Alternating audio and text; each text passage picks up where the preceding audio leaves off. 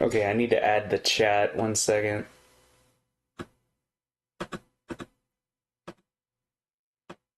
Boom. Boom. Boom. Did that work? Boom. Boom. Excellent. Okay.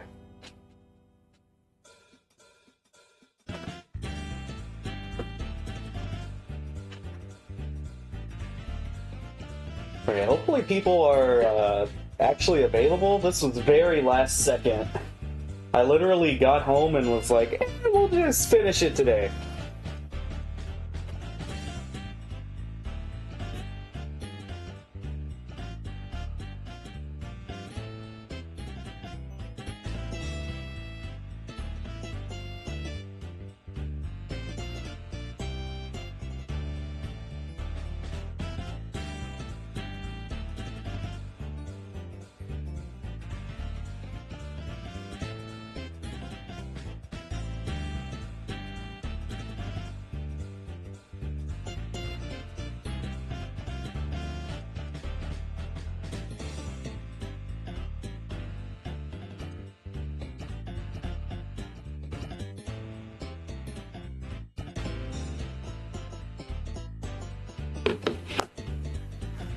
Okay, I should get the background noise ready.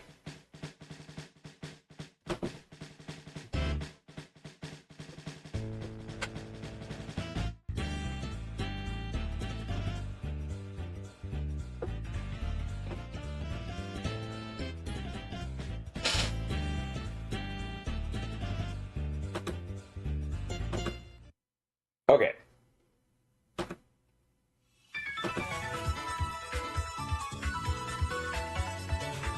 Alright, so welcome back to the starters tier list.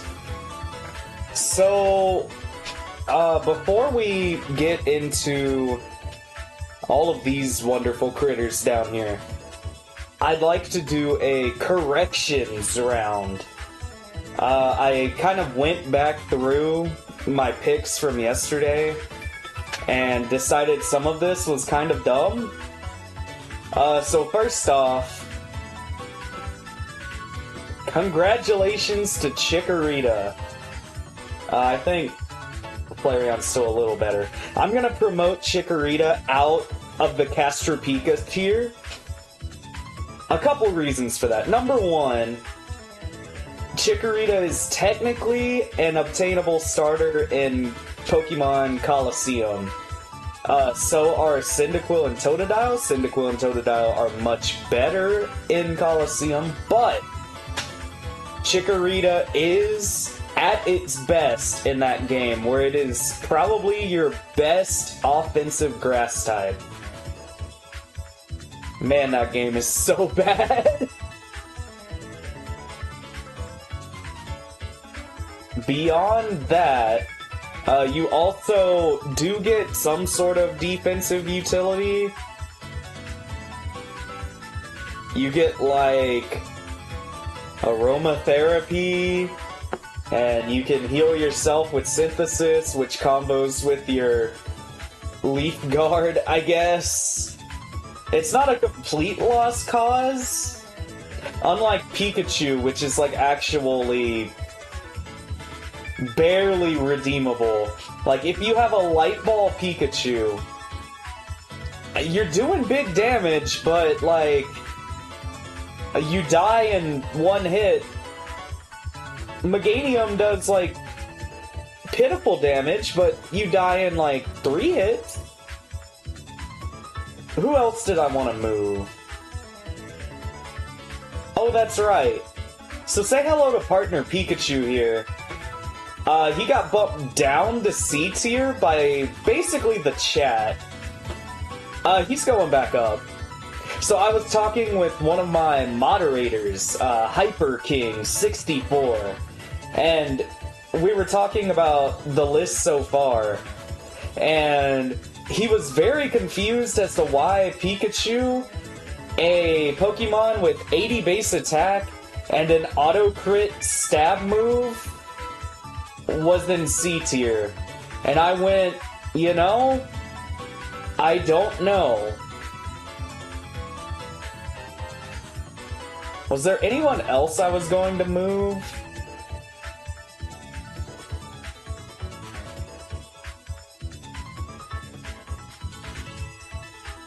I think that's about it for changes. Hello, welcome. I think the only other thing I would consider changing... Uh-oh. Okay, I lost my second monitor for a second there. That was weird. The only other thing I feel like I should bring up... I'm not going to go back into the TM move pools, but...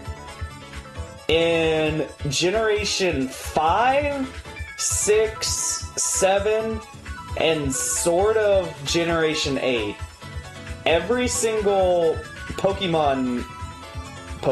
every single technical machine move is infinite.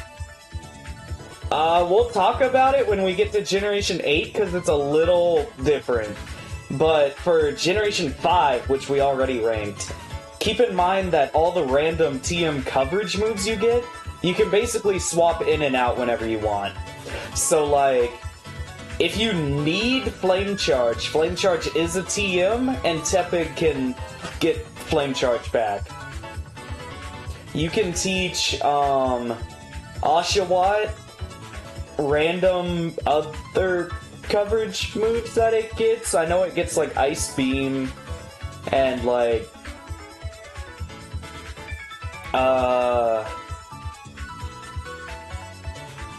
X-Scissor, there you go. So if you need X-Scissor for a terrifying grass-type boss, you can remove a move on Oshawott, and then you can remove X-Scissor after, because Bug is pretty bad on offense. I don't think this helps Snivy out at all, because what were its TMs? Like Aerial Ace? And then one other thing that doesn't really change anyone's ranking, but just something I forgot to mention. So, water and normal, when paired together, are perfect neutral coverage. This means that a Pokemon like Totodile here just works because it gets access to a really broken move in Rage that's normal type, and anything that resists its normal type Rage can get hit by its water type Water Gun. This makes it really good early on, and then later on you get better moves like Surf, Ice Punch, etc. This doesn't count as much for the other water starters, except for, like, I guess you get, like, Tackle and Pound, and you can pair Tackle and Pound with, like, your Bubble or Water Gun or whatever you have. This doesn't help Vaporeon's rating at all, because I think the best special... well, number one, it's in a Hoenn game, so it's physical normal. You have like 65 attacks, so you're not using physical moves. And also, Vaporeon's best water move in XD is Water Pulse. Or maybe it's Bubble Beam? Anyways, you don't get Surf, which automatically makes this thing way worse than all the other water types you get. I think that's it for corrections. Where we last left off was the Generation 6 starter, Fennekin. So we talked a little bit about Fennekin's Learn set. It's incredible. I believe you evolve at level 36. So before you even become Delphox, you have an 80 power stab move. Your fire stab's looking a little lacking here. But I'm pretty sure on Evo you get Mystical Fire. Also, I know I said this last time, but Meganium in Shambles. Not even fully evolved and you have 90 special attack. So once you reach your final form, Delphox, you're a Fire Psychic type. This is pretty good. 114 special attack. Incredible. 100 special defense. And 104 speed is definitely good. 69 attack. Nice. Really your weak point is you die to, like, most physical moves. But, word to the wise, you have 114 special attack and 104 speed. You're not dying. You're gonna kill whatever's in front of you. Alright, so obviously don't skip back now, but since it looks like a lot of people are joining, like, literally just now, make sure to skip back later on if you're interested to hear my corrections. Because I did move... Did I move anyone else? I think I only moved Chikorita, but Chikorita did get promoted. Oh, and Partner Pikachu. Both of these got promoted, and then I talked a little bit more about some other Pokemon. Just some random stuff I forgot. Okay, so anyways, let's look at Delphox's. Imagine how good Delphox would be if it was Fire Fairy. To this day, I believe we still haven't gotten a Fire Fairy type. And that's good, because Fire Fairy is very scary on offense. Alright, so this is its X and Y learn set. Well, I mean, this thing's obviously useless. The only HM you get is Cut. So you get level 1 Shadow Ball. That's interesting. You're probably not going to use Switcheroo. So you evolve at level 36. Hey, look, you get Mystical Fire. It's only 65 power in XY?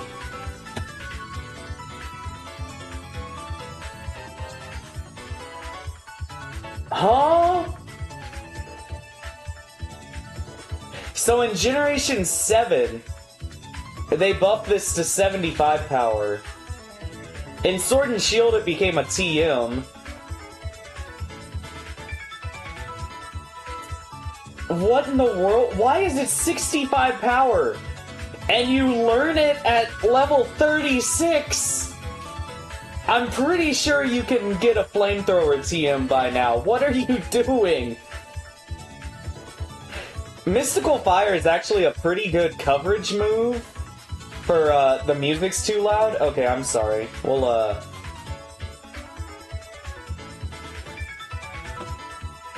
turn down the music a little. I'm sorry. Is that still too loud? Let me know. You think it's meant to be filler? I'm pretty sure this is meant to be a filler move. It's really unfortunate that this is a filler move as a signature move. You think they gave it to Miss Mages. Let's see. So this is all the Pokemon that get it by level up in Scarlet and Violet. So Gardevoir, Miss Mages, Enamorus, Armarouge, and Fluttermane. The Ralts family and Hatenna family get it by breeding. Okay. Well, anyways, that's Mystical Fire. You get Flamethrower at level 42, so you're not stuck with this for very long. And then at level 51, you upgrade Psyshock to Psychic. And then that's probably like the last move you want to bother with. You might want Fire Blast. And then as the reward for grinding all the way to level 75, you get a 65 base power stab move. That lowers special attack by 1. Amazing. By TMs, you get a lot of stuff. Like I mentioned earlier, X and Y is a game where you have infinite use TMs. So all of these moves, literally all of them, you can consider just throwing on your Delphox whenever you want, if you really need them. So you get Psyshock, you also get that by level up. Calm Mind, so you can get even stronger on the special side.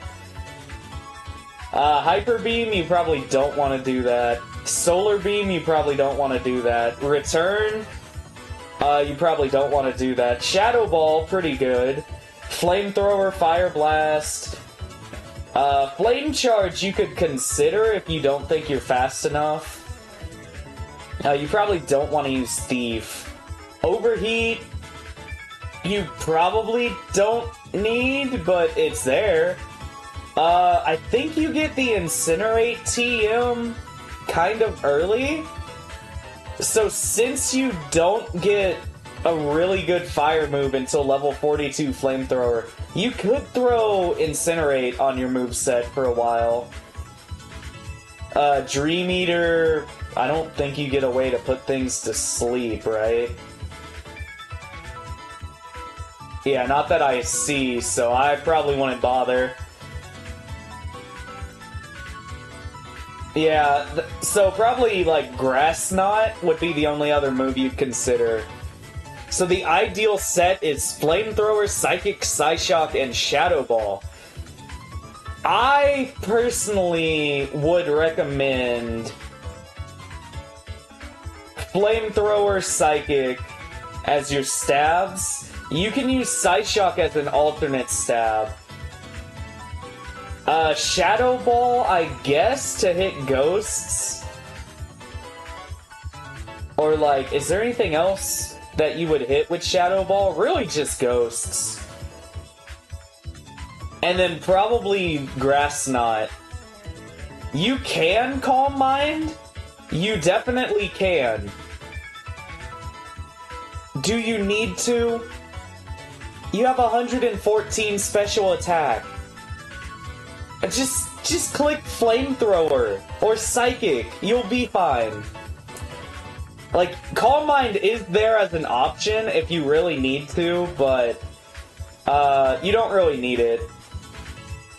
So I would honestly say this is one of the most powerful starters we've seen so far, which you wouldn't really guess because Delphox doesn't really do anything in competitive. Mostly because it doesn't really have a good ability. Blaze is okay, but you really don't want to be in Blaze range in competitive that often. And then, like, Magician. We sort of know what Magician does if you watch the Mariomon stream. Because I'm pretty sure this works identically to Pickpocket. Wait, does it not? The Pokemon steals the held item of a Pokemon it hits with a move. How does Pickpocket work?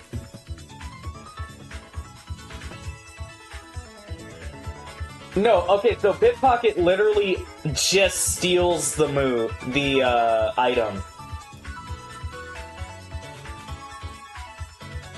Okay, that's interesting. So Shroodle is the only Pokemon that has Pickpocket as its main ability, and it loses Pickpocket when it evolves.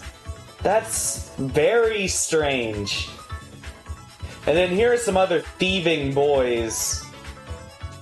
And girls. Sorry, Tinkaton.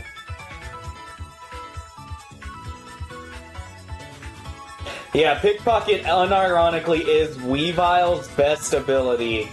Very sad. So Magician is just bad Pickpocket, basically.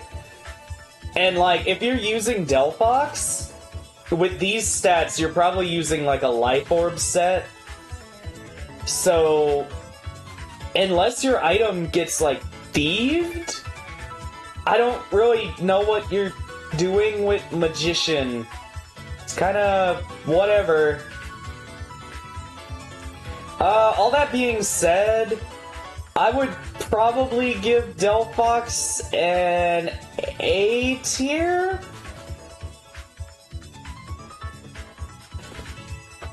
Finnegan definitely doesn't do that much in competitive, but of the 3 X and Y starters, I would say that this is your best choice. It has a really good level up, really good stats. Really, Finnegan isn't gonna let you down the entire time you play XY. Anything else to say about Finnegan? You put it over Espeon since Kalos is even more of a joke than Ore. Well, Kalos is more of a joke than Ore, so having Espeon's power is more useful, right?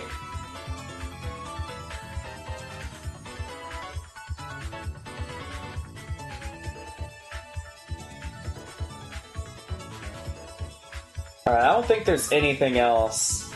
Alright.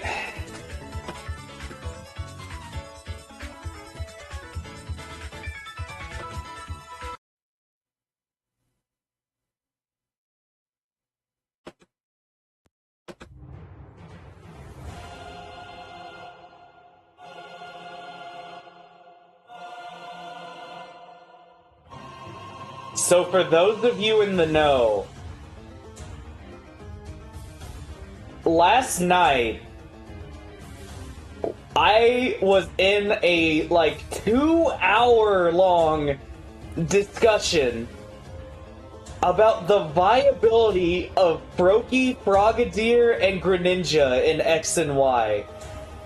A 2-hour text discussion! It was endless. It went on and on and on. So I'm going to present to you all of the arguments for and against Froakie. And you, my chat, will tell me if Froakie deserves to be an S-tier Kalos starter. Now, let me pause the epic music here. Spoiler alert, it is going in S tier, but not because of Kalos in-game. It is literally the most, the second most powerful starter ever. Because it was, I believe, Uber's in one gen, and then, an OU staple the next gen.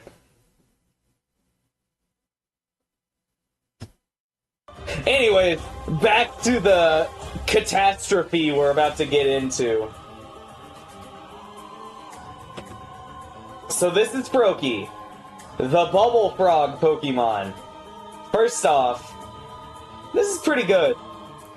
So our friend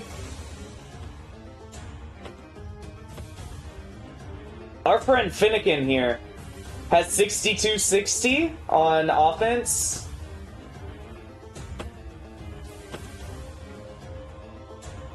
$62.71. So Froakie is comparable on offense. It's just using, I think, 40 power bubble instead of Ember. So let's look at its moves. Yeah, so you get level 5 bubble, 40 power. You get quick attack at level 8.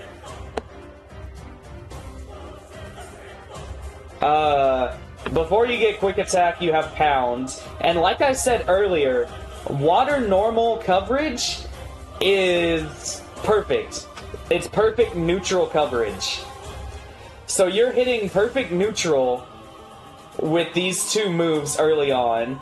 You get Lick at level 10, that doesn't really matter. And then Water Pulse. Pretty good stab move.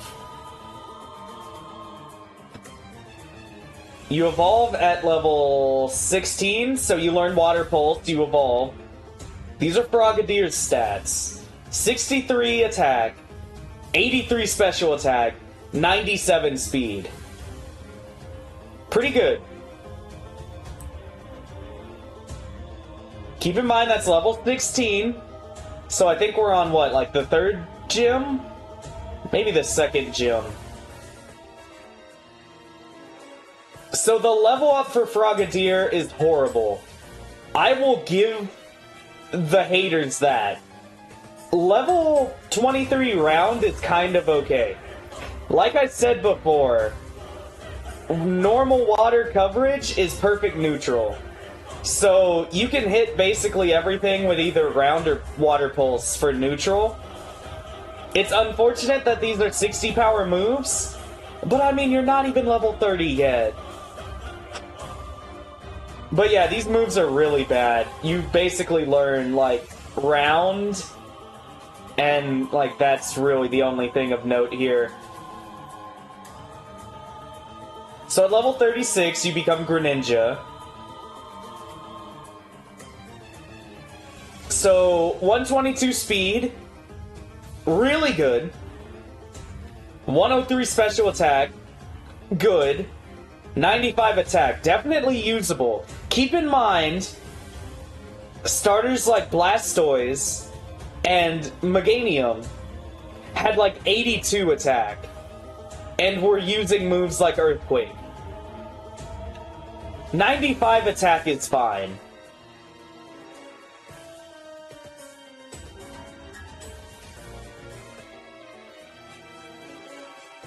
Alright, so... you pretty much still don't learn any moves. I will concede that. You learn Water Shuriken on Evolution. Oh wait, is this Scarlet and Violet? Oh yeah, I'm sorry. Let's look at Gen 6. So you learn Water Shuriken on Evolution. Wait, physical, what? Yeah, so I already knew this, but we'll talk about it since we're talking about Greninja. So Water Shuriken is a physical multi-hit priority move in X and Y. It's like laughably bad because I did say 95 attack was enough, but keep in mind this is averaging at what, 45 base power? Pretty bad. Now it is +1 priority, so you can think of this as like a slightly better Shadow Sneak, since it is stab, but I would rather use Shadow Sneak. They did change this in Sun and Moon to be a special move, and it also has a special interaction with Battle Bond, where it gets buffed to 20 base power a shot, and it always hits 3 times, so it's at least a 60 power priority move. That sounds really good. But in X and Y, you're not using this. Extra Sensory isn't really that good. Level 70 Night Slash. Really, the last move you'd maybe consider here is Hydro Pump.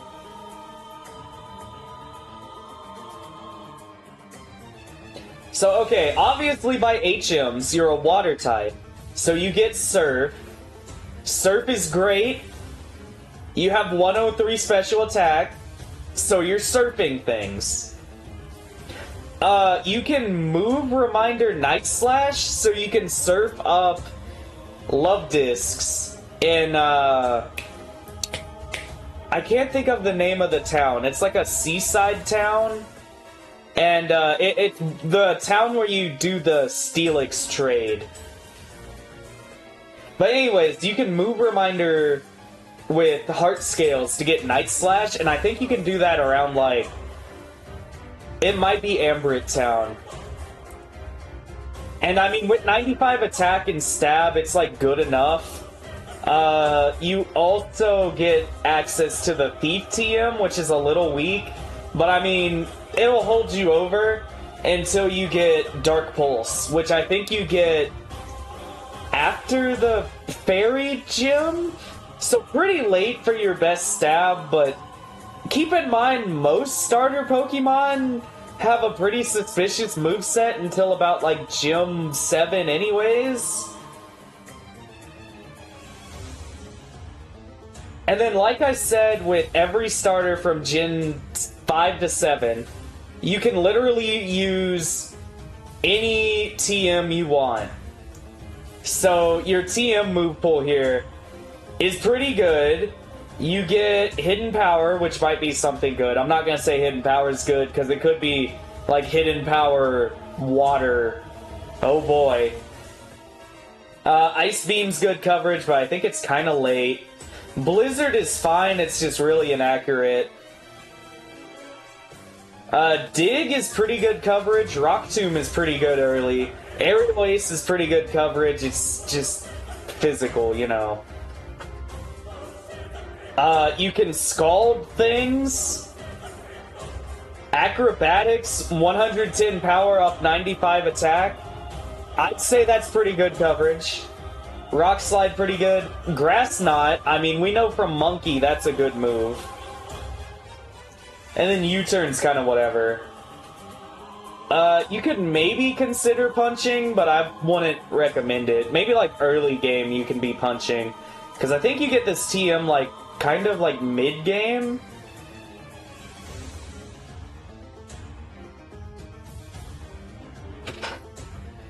So that's about it on moves.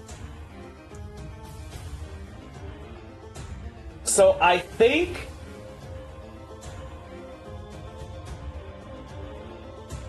unironically, we have to look at the gym leaders again. Alright, so Gym 1, you can hit both of these for neutral, and you'll be fine. I mean, Vivilion's best move is 20 power Infestation. You'll be okay. You beat Grant. I mean, you just beat him, right? Sure, like, Tyrant goes neutral, but you have Water Pulse by now. You'll be fine. Gym 3, you can soak him. You have, like, Rock Tomb for Halucha, too. Or you could use Aerial Ace. Gym 4, you can use Aerial Ace. Are any of these guys, besides, like, Go-Goat, even threatening? And I'm pretty sure Go-Goat is a special attacker, right? 97 special attack! I was hoping that was going to open up Ramos's moveset, but I'm pretty sure Ramos's Go-Goat doesn't use physical grass moves. I'm pretty sure that this is Grass Knot Go-Goat. And, like, you're a Frogadier? Which I'm pretty sure is pretty light. So I think you're okay. I can cope and say you can dig. But, I mean, you probably just lose to Clement. I would say use a different Pokemon. For the Fairy Gym, you are a Dark type by now. But none of these guys resist Surf. Sylveon has pretty good res. So does Mr. Mime, but I feel like you'll mostly be okay. I think they do have Dazzling Gleam.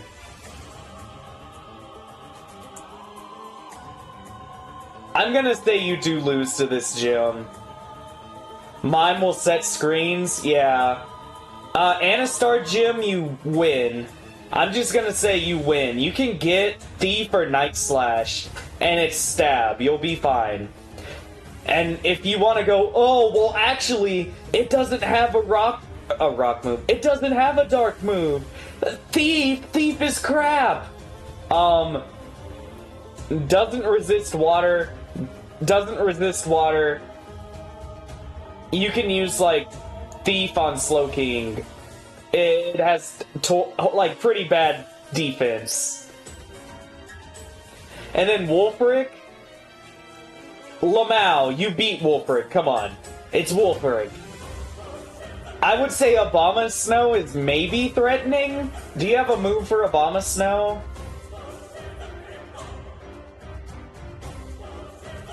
I guess you can, like, Rock Tomb or Aerial Ace, or Rock Slide, or Acrobatics. You have 110 power Acrobatics. I think you'll be fine. In the Elite Four, none of these really threaten Greninja, except for maybe Scizor. You beat the Fire type. I think you have an Ice move by now, so you beat Drasna. And then you don't really do anything against Seabold. And then, I mean, Diantha's a joke, right? Like, what? Is Gourgeist gonna beat you? I think you'll be fine. Mega Gardevoir is kind of scary, though. You probably don't want to fight Mega Gardevoir. Okay. So now that we have laid out all of Greninja's advantages, literally every advantage I can think of, with some disadvantages sprinkled in, we are not done talking about in-game Greninja. Because now, we have to talk about Simipour. And no, I am not joking. We have to talk about Panpour. Because, apparently, Panpour and Simipour are infinitely better than Greninja.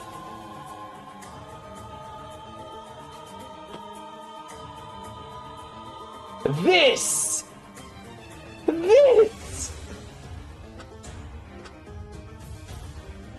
So let's talk about it. So these offenses are worse. I think the speed is comparable. You get Scratch and Water Gun, so basically the same coverage. And you go into the not the fighting gym, you go into the bug gym with basically the same moves. You get level 19 Bite. You're really just showing off that you get dark coverage, don't you? And then, oh my god, can you believe it? At level 22, you get Scald.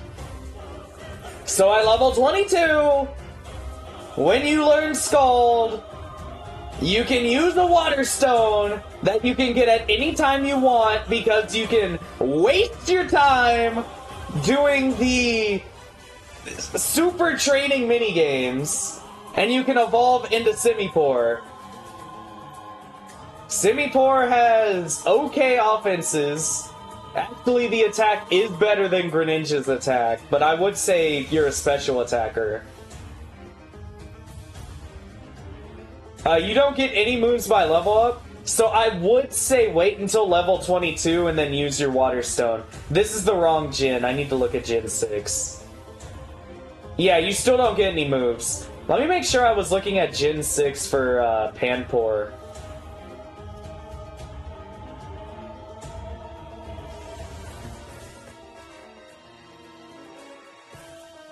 Yeah, so level 22. You don't really get any moves after Scald that you would want. So, level 22, you learn Scald, and then you evolve.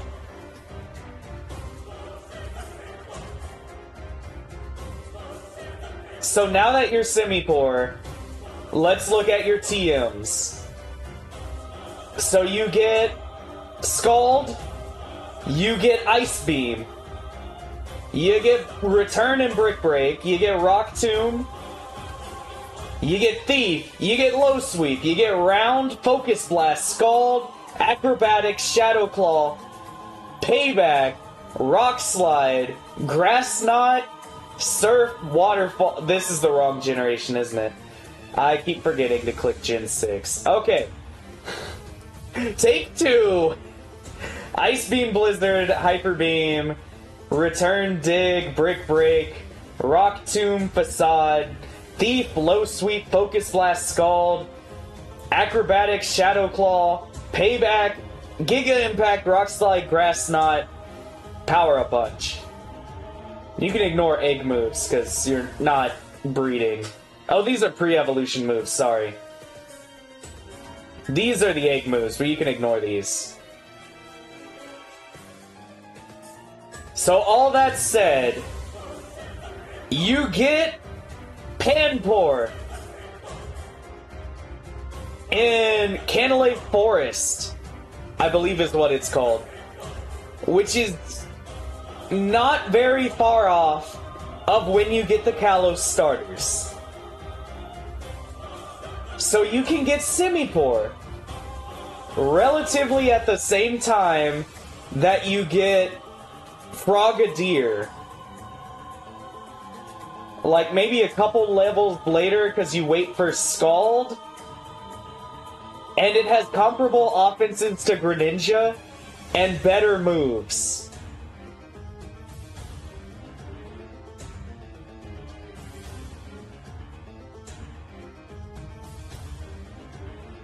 Also, this is a game that has Gyarados in it.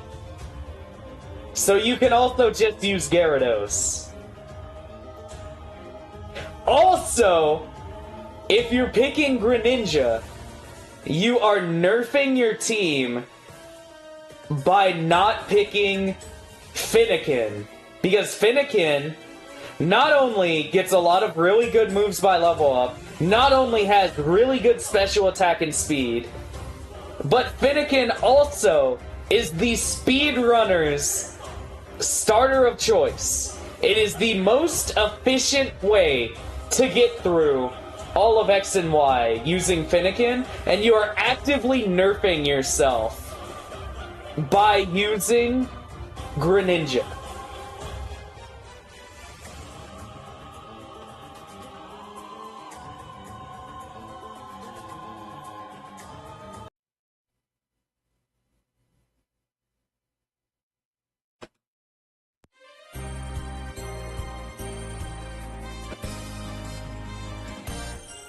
However, I have objections to make.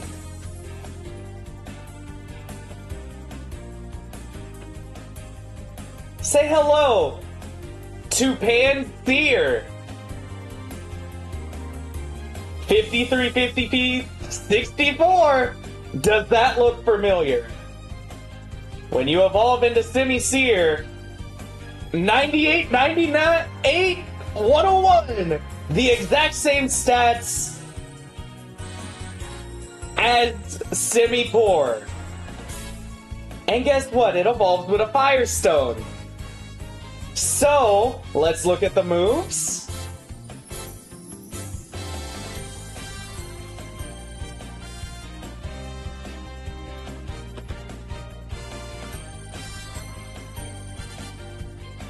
So, at level 22, you get Flame Burst, 70 power special fire move, and honestly, you get Incinerate at level 10.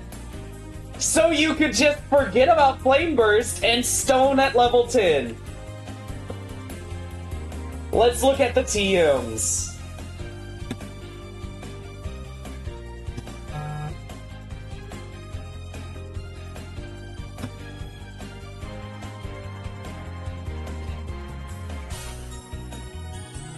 Alright, Hyper Beam, you're not using that. Return, Dig, Brick Break, Flamethrower, Fire Blast, Rock Tomb, Facade, Flame Charge, Thief, Low Sweep, Round, Overheat, Focus Blast, Incinerate, Acrobatic, Shadow Claw, Rock Slide, Grass Knot, Power Up Punch.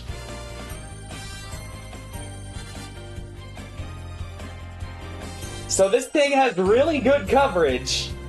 Comparable offenses to Simipour. Literally the same offenses. You can just teach it a Flamethrower later on. And guess what? This isn't the only other Fire-type option you get early. Because you can use Charizard. And guess what? If you use Mega Charizard X, it has stronger offenses than Delphox.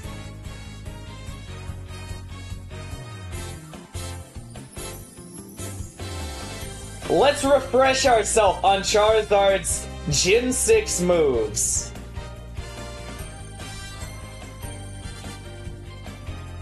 So you get tons of fire moves. You're kind of stuck with wing attack, that's unfortunate. Let's look at the TMs. You get Dragon Claw. Roost. You probably aren't using that. Earthquake, Return, Dig, Brick Break, Flamethrower, Fire Blast, Rock Tomb, Aerial Ace, Facade, Flame Charge, Echoed Voice, Overheat, Steel Wing, Focus Blast, Sky Drop, Incinerate, Shadow Claw, Giga Impact, Sword Stance, Bulldoze, Rock Slide, Dragon Tail, and Power Up Punch. And this thing is stronger than Delphox because it has the Mega. But you might be wondering, what about the Psychic? It gets Psychic Stab. What about Psychic moves? Who needs Psychic moves? Psychic type sucks! This is generated. Are we back? I think we're back. Okay, if we are back, please say Froakie's great. Say Froakie's great in the chat.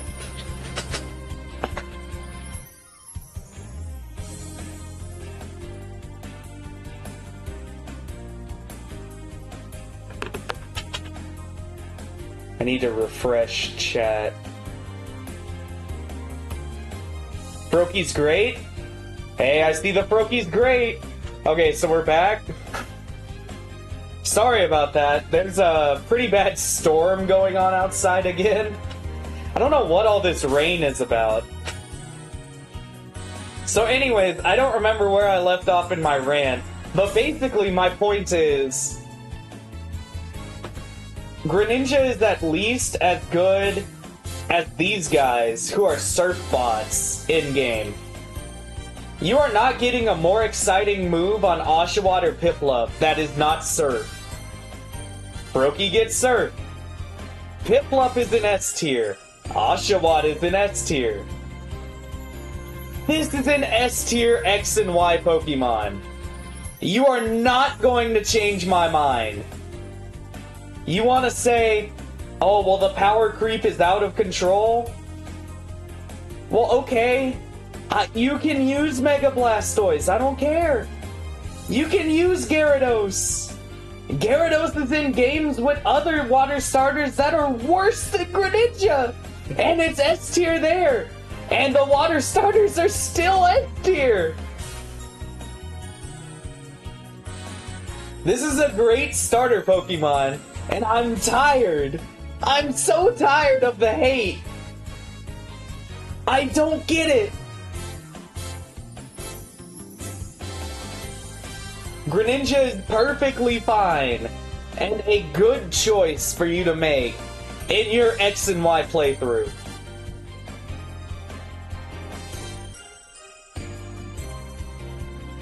Oh, the chat on stream is broken? Great.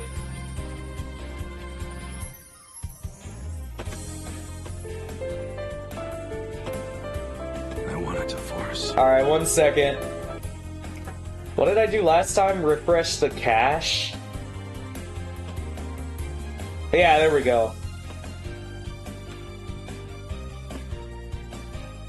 Alright. With all that out of the way, we're still not done talking about Froakie.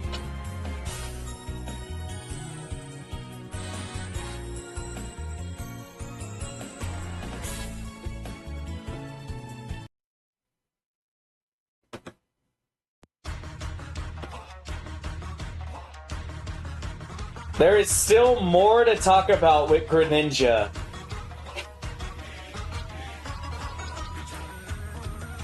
So, we were talking about these stats being pretty alright. In competitive, this is basically perfect. Water Dark is an excellent dual stab, and in competitive, you don't have to worry about, like, when you learn a move, or what TMs, or where, at what time. No, you just get access to every move you learn. So, pretty good mixed offenses, really good speed, and, what is this? Protein. Protein changes the Pokemon's type to that of previously used attacks. Well, I mean, you know this ability is good, because Kecleon gets it.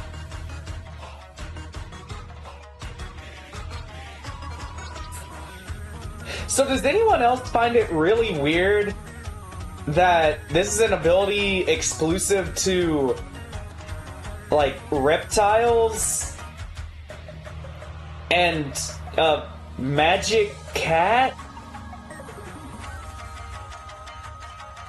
I don't really know what libero means, but I assume it makes more sense than protein on this thing. Because I assumed that protein had to do with the malleableness of, like, reptilian genetics. Like how they can mess with their blood temperature and stuff. Kind of correlating that to, oh, well, it can just change its type.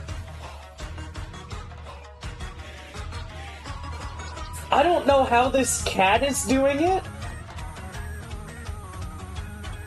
I think in Japanese it's literally just protein, right? Oh no, it's Hingen Jizaya. I have no idea what that means. Anyways, so with the combination of protein, 103 special attack, sort of the 95 attack, and 122 speed. And once again, like a ton of random TMs. You actually do get to talk about your egg moves here. They're all kind of bad. Except maybe like toxic spikes, but probably not. You kind of turn into a really annoying and broken lead. So what you can do with Greninja is have it out front, and you can just change to a different type. So let's say you have an electric type out in front of you while you're playing as Greninja. You can throw out a spike, and then what's the electric type gonna do? It can't Thunderbolt you. You can also dig, but there's a lot of things your opponent can do if you decide to dig. I would probably recommend spikes for ground. What else do you get? You can spin block by becoming a ghost type with Shadow Sneak. Obviously you can just stay a water type with Surf. You can become an ice type with Ice Beam. And fast offensive ice is actually good. You can become a flying type with 110 power acrobatics, but you lose your item. You get stab U-turn, that's great. You could become a rock type with rock slide, but I don't know what you're doing. You can become a grass type. Oh yeah, Jeremy Rossi in chat made sure that I mentioned that if you give a choice scarf to your Greninja, a Pokemon that has 122 base speed, if you give it a choice scarf, you can outrun max speed Mega Tyranitar and one-shot it with Ice Beam. That's how broken Mega Tyranitar, Mega Salamence is, by the way. Good God. Oh yeah, so I guess the other thing we need to talk about... Well, I guess they deleted it. Hold on. I guess the other thing we need to talk about before we talk about Ash Greninja is Greninja actually gets a second signature move. Have you ever heard of this move? I bet you haven't. It's called Mat Block. Well, we know Matt from Wii Sports is overpowered. So surely Mat Block is great, right? So Mat Block, a status move that's for some reason fighting type? Even though it's the signature move of a water dark type. Mat Block protects the user's team from physical or special category moves, but not status moves. So this is basically a move that you would use in doubles to protect yourself from spread moves. I think it's an alternate wide guard? I think this works exactly like wide guard, right? So you can use this sort of like wide guard. Don't use this on Greninja. I actually don't think Greninja's good in doubles, right? You might actually use this on throw, though. It works on all attacking moves, but only the first turn. Wait, so you can only use this once? Oh, so it's basically like protect one time? It only works on the first turn the user's in battle. No wonder they deleted this move. This sucks! If this was like AoE Protect that you could use whenever, and then like you could still get status through it, so like you get burned or toxic or whatever, this would actually be a really good move. You can only use it once? Why would you ever use this? Yeah, I don't think anyone's crying for the loss of Mat Block. Alright, so let's talk about Ash Greninja. Say hello to Ash Greninja.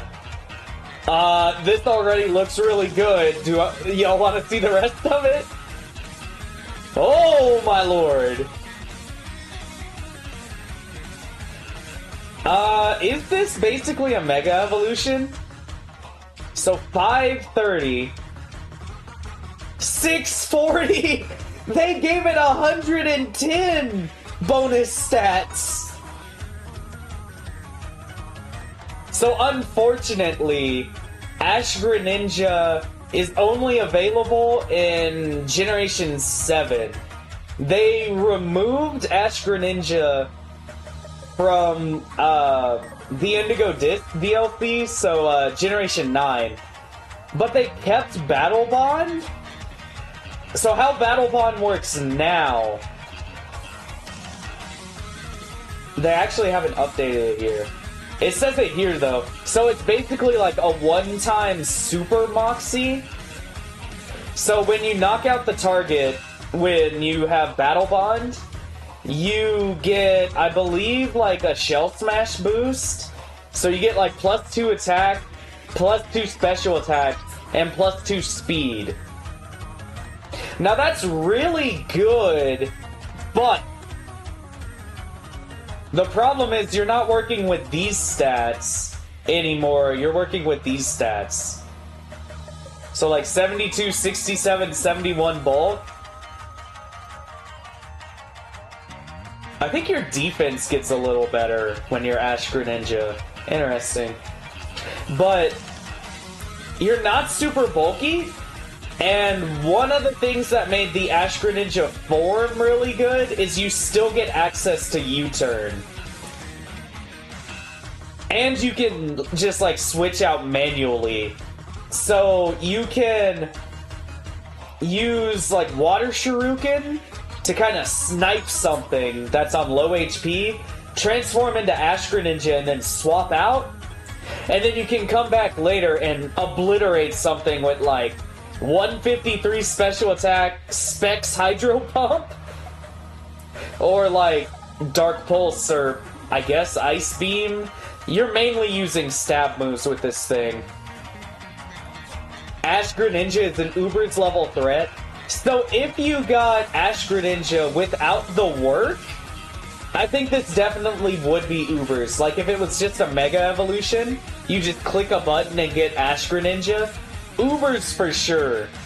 The problem with Ash Greninja is you do have to get a KO, and talking from experience, when you're using this Greninja, it's a little harder to get a KO. Especially when you're not being sneaky with protein. You're kind of hoping for the best. Also, yeah, people know that you're using Ash Greninja because it's really powerful, right? So they're going to do their best to make sure that your Greninja doesn't get a KO. If your Greninja gets a KO, they're probably losing the battle, right? So it's on your opponent to make sure they have Pokemon that can either live a hit from normal Greninja or just annihilate this thing. And there are Pokemon that annihilate this thing.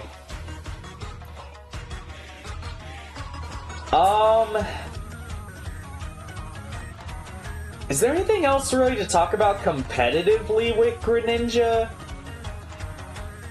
I don't really know. Was Greninja in Generation 8? It wasn't, right? Yeah, not at all. And then Scarlet and Violet...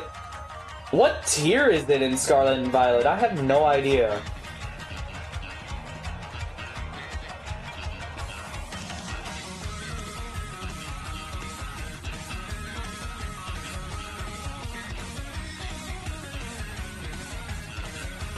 Underused.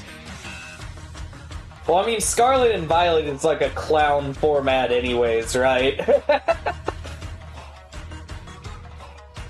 Alright, so with all that being said, this is the second starter Pokemon we've seen that was banned to Ubers. It was also an OU Menace. And I mean, being underused in Generation 9 isn't that bad. And this thing is perfectly good in in-game. I'm going to say, with all that in mind, it beats out Todd Howard. Does it beat Venusaur?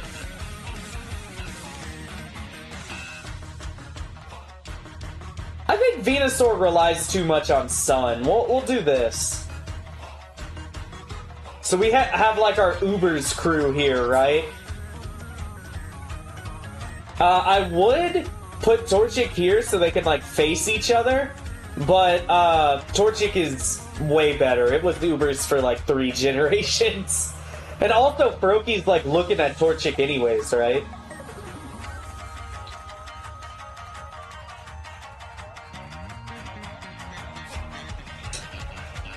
Alright, do we have any good music for Rowlet?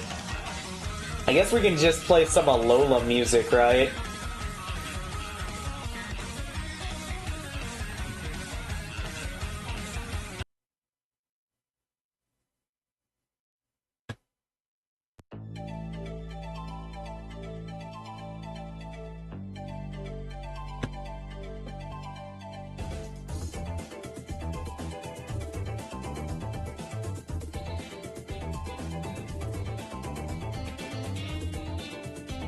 Alright, so welcome to the sunny shores of Alola. And trust me, when I say Alola, we're talking about not only the regional dex, which I'm pretty sure has an average speed of like 65. We're also talking about the starters. I do actually think Rowlet is the fastest of the starters. And people are saying, like, poor Rowlet, at least Rowlet's cute. Guys, I think you're ignoring something very useful here. This is a dual type. So, you don't start out as a mediocre grass type. You start out as a kind of whatever flying type.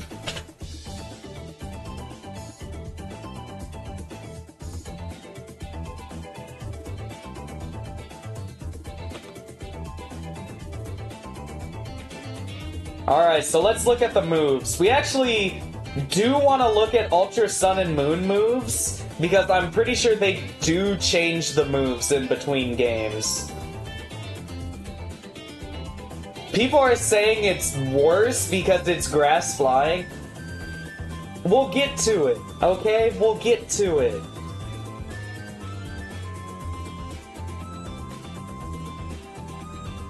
So in Sun and Moon, you get Leafage and Peck to start out.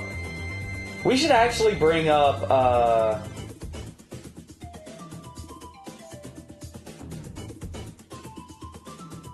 guess I'll just Google it, right?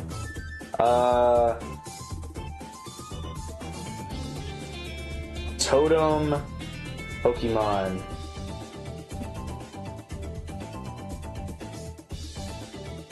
I guess we can just look at the Bulbapedia list, right?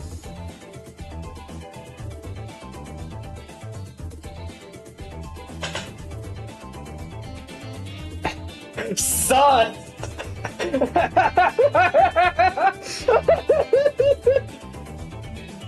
Son!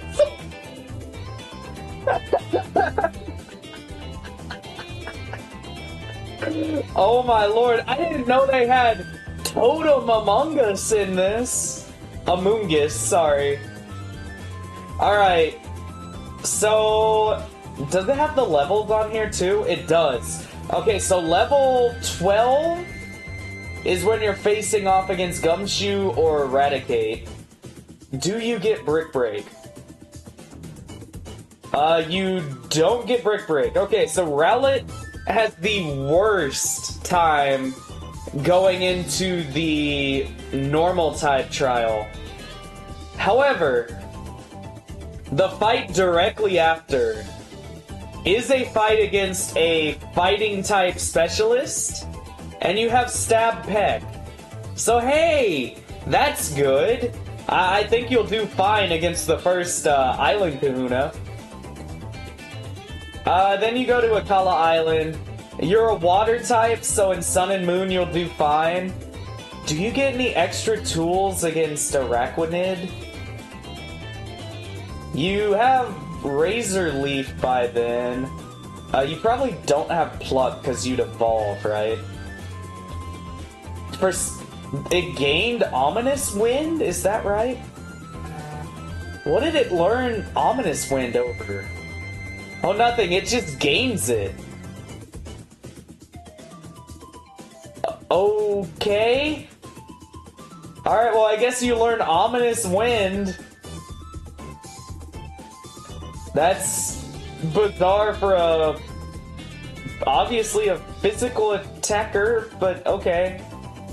So alright, then we go up to Dartrix. I actually really like this design.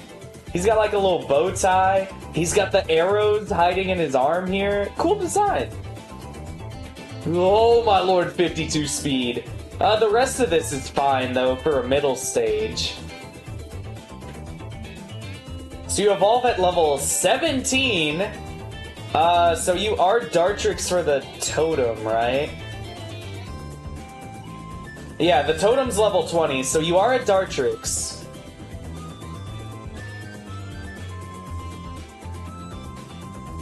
So it's level 20, so you're still pecking them, I'm pretty sure. Yeah, because it doesn't look like there's Aerial Ace by TM.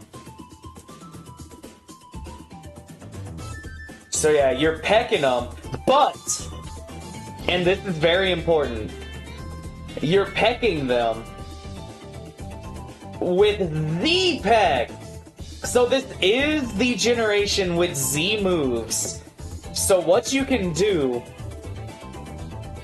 with your powerful Z crystals is anytime you need a coverage move a little stronger, or maybe your stab is a little lacking, you can just click the Z move button. So you can get Flynium Z if you sidetrack on the first island, Melee Island. You go to, what is the mountain called? 10 Carat Hill? And if you make it through that little mini dungeon, at the end of it, you get the Flying Z Crystal. And I would recommend getting it because you can boost up Peck, and then at level 24 you get Pluck, and you can boost up Pluck!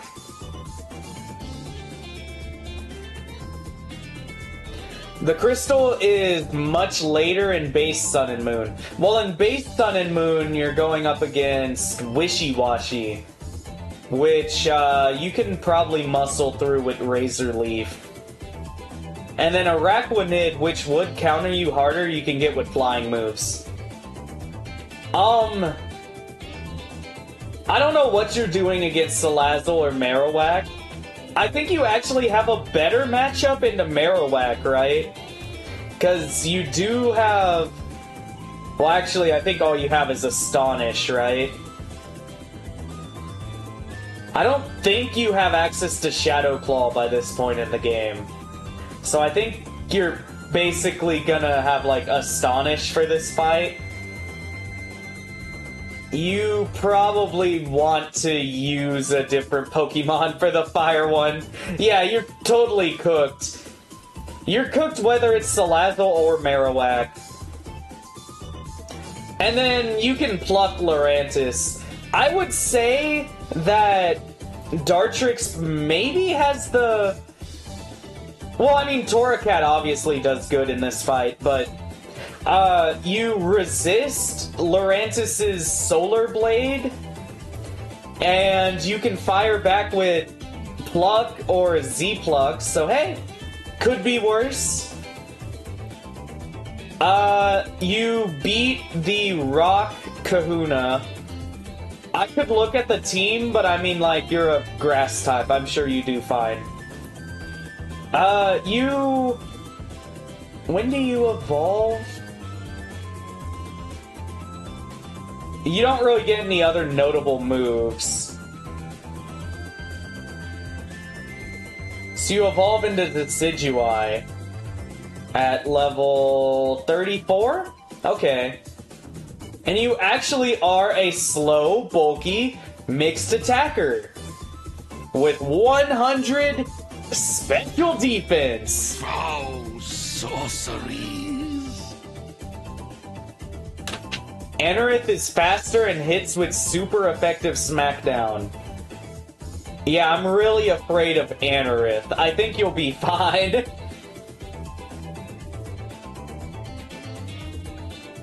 Alright, so level 32, was it? 34. Okay, so from level 34 on, you're not using Nasty Plot. I guess you could. Probably the next best move you get is Leaf Blade. And then you get, like, Brave Bird. You could maybe Sucker Punch. Oh yeah, and you also get an 80 power physical ghost move on Evo. Hey, that's good! As far as TMs go, non-stab 110 power acrobatics is, like, fine. Oh yeah, this is the Scarlet and Violet level up. I'm sorry, I keep doing this.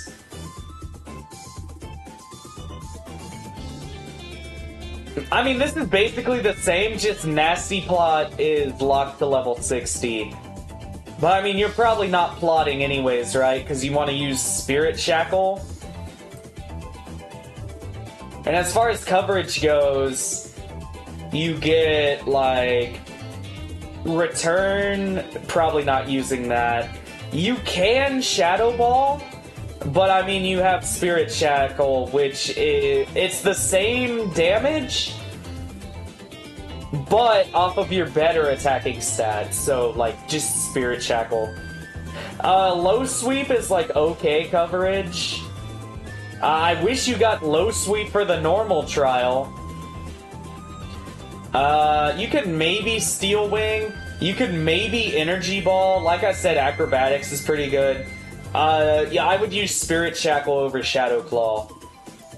Grass Knot is fine until you get Leaf Blade. I think you get this in the, Lush Jungle? I think that's what it's called. So the Grass Trial, after that you can get Grass Knot. And then you could maybe U-turn.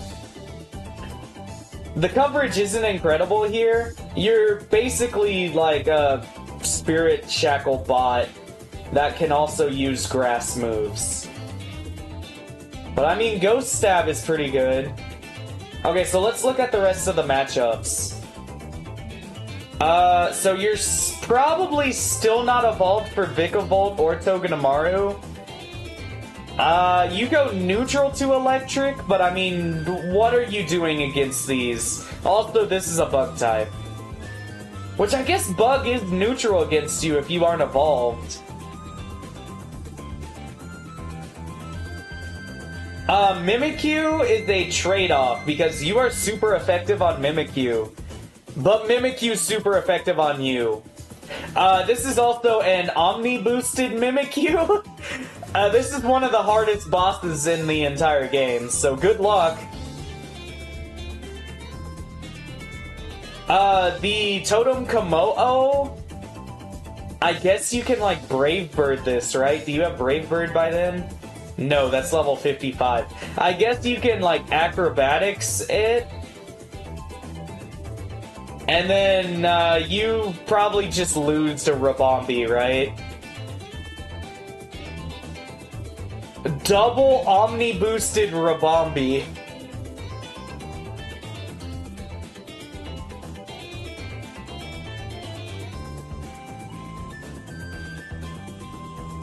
Yeah, I guess that's pretty much everything to talk about. Let me think. So the Elite Four is... I mean, I guess we can call it up, right?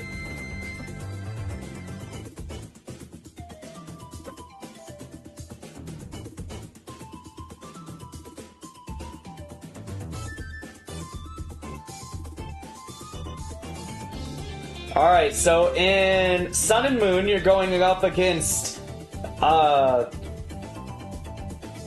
Kahuna Hala, who's got this team of champions. I think you can acrobatics this and win. I think you'll be fine. Also, you're a ghost type, so they're using, like, weird coverage moves. The most threatening thing here is Crabominable. Let me repeat that. The most threatening thing here is Crabominable. I think you'll be fine. Olivia, you have much better rock moves for. I would say in Ultra Sun and Moon, she's definitely more threatening, because Armaldo can hit you with super effective bug moves, and your grass moves are neutral on Credilli. But, I mean, this is coping, but you could, like, TM low sweep for Credilli, and I don't know what you do against Armaldo. I think you just kind of lose. Acerola, once again, is a trade-off. She's a ghost type. You're a ghost type. So you're super effective, but she's super effective, so... you are really good into Palos Sand, because you can use, like, Leaf Blade on it. You just lose to Kahili. Like, what are you doing against Kahili? She leads with Skarmory. She has a Crobat. She has a Fire-type Oricorio. What are you doing?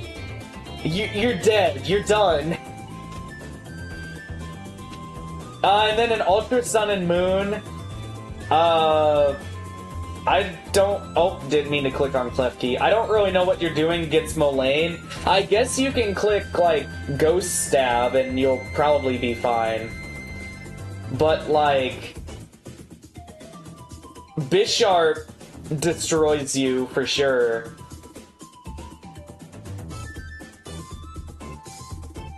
And then, I mean, we could talk about the champion fight, but...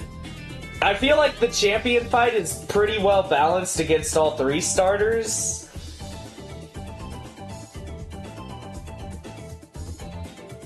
And I don't really think there's any... Is there any sort of competitive thing we need to talk about with Decidueye? I don't feel like Decidueye's really made a splash in competitive, right? I think in, like, lower tiers, it's like a okay defogger. Because it does get defogged.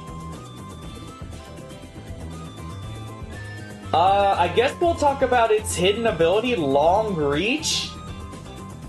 So, you've heard about the uber-threatening Pokemon Urshifu, right?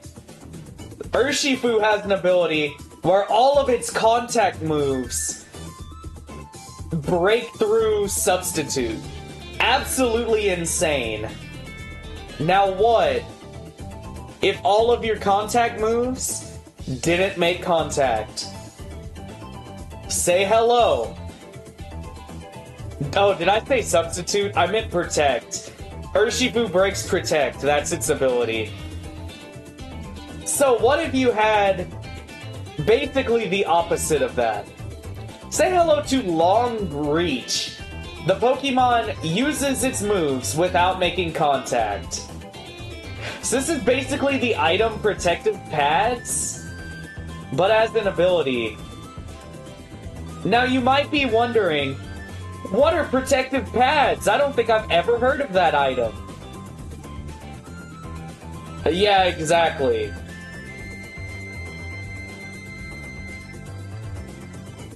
So I think Decidueye would use Long Reach. It does have like niche uses, like if you hit like a Flame Body or Static Pokemon, you avoid the like chance to get paralysis or burn from hitting them.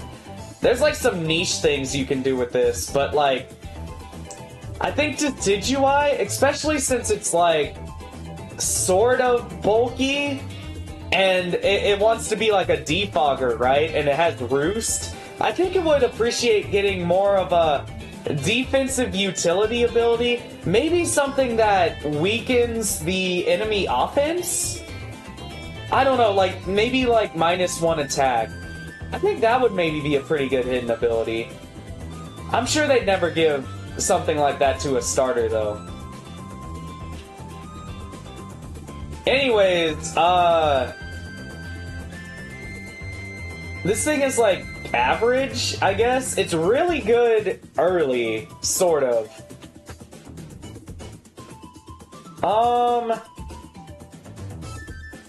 Better than Chespin, worse than Tepig? No, because Chespin is good and competitive, right? C tier.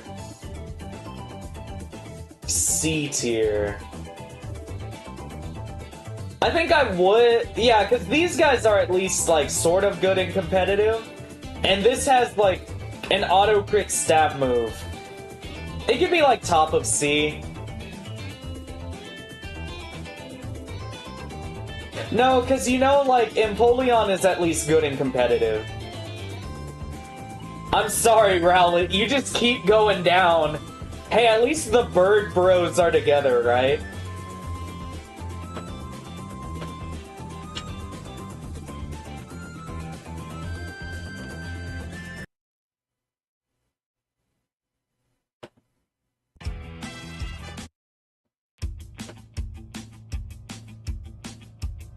Alright, boys and girls. So I remember the lead up to Sun and Moon. These were the first games that I was on the full hype train for. They released trailers, people would watch the trailers, we would speculate about the trailers. And I remember vividly, when they announced the starters, everyone was excited for Litten. Look at this thing! What a cutie, right? A little cat? And look, it evolves. Hey, it's still on 4s? Big cat? So what, this evolved into like a lion, right? Oh. It's furry wrestler?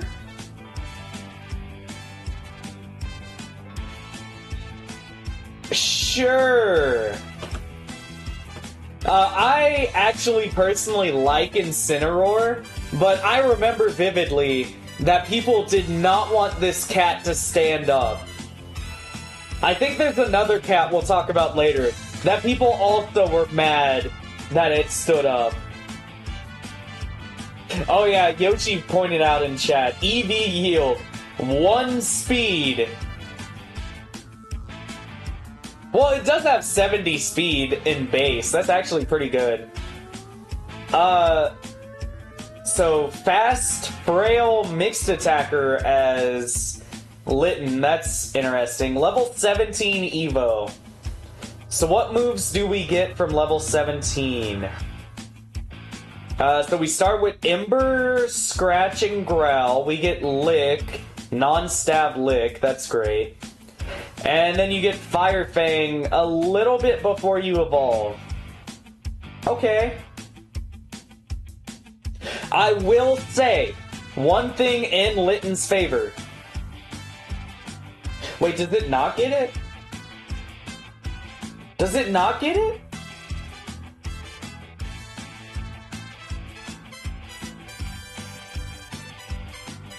Does it get it in Ultra Sun and Moon?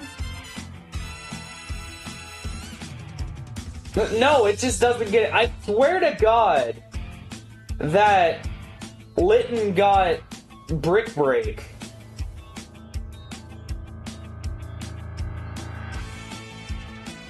I swear it got Brick Break. Oh, Incineroar gets Brick Break? Okay, well.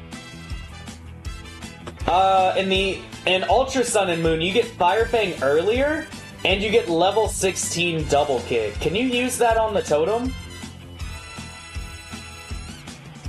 The totems are level 12, so I guess if you over level, you can double kick them.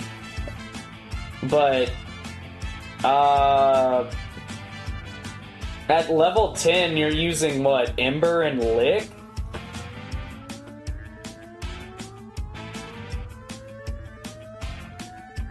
Yeah, because level 12 totems.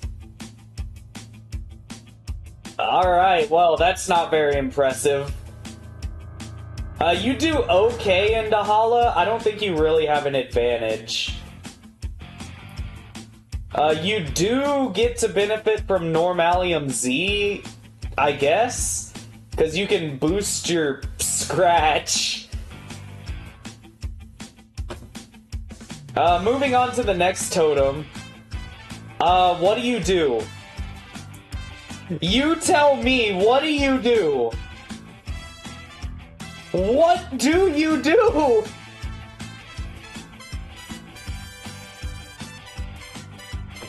Is there like a TM that saves this? I don't think you get any sort of TM you can use. Yeah, you tag in Hawlucha, that's the correct answer. And we are evolved into Torracat by this point. So Torracat has 85, 80, 90. Guys, this is Torracat. It's already as good offensively as Meganium. Oh yeah, and you get 2 speed from EVs, amazing.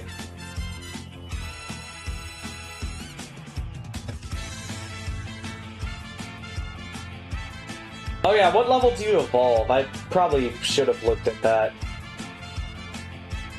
You evolve at 34. Okay, so we're looking at moves up to level 34. So you get... Was that the bite of 87?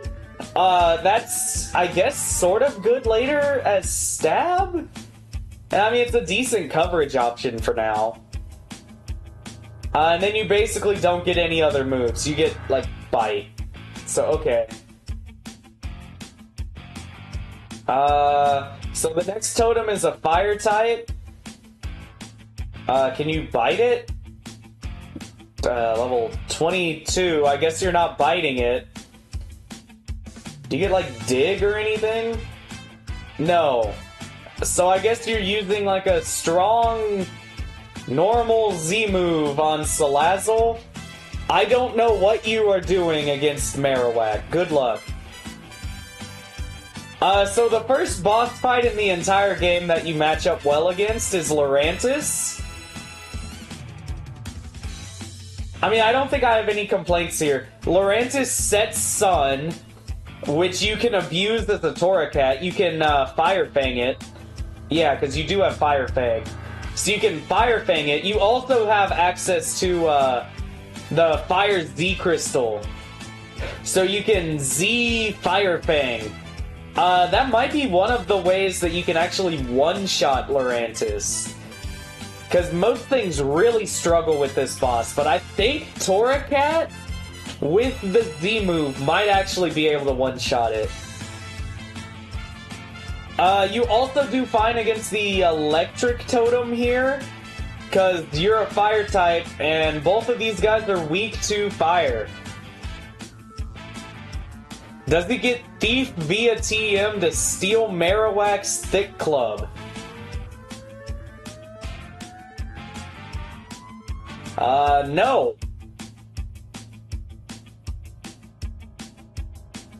No, it doesn't get Thief. Oh yeah, let's see what they added to... Let's see if it got anything extra in its level up in Ultra Sun and Moon. Nothing really of note. I think we talked about Double Kick already, right? So you can beat the... Well, no, you can't beat the normal totem because it comes after. Double Kick is like an okay coverage move. You would probably run this until you can learn Brick Break as Incineroar.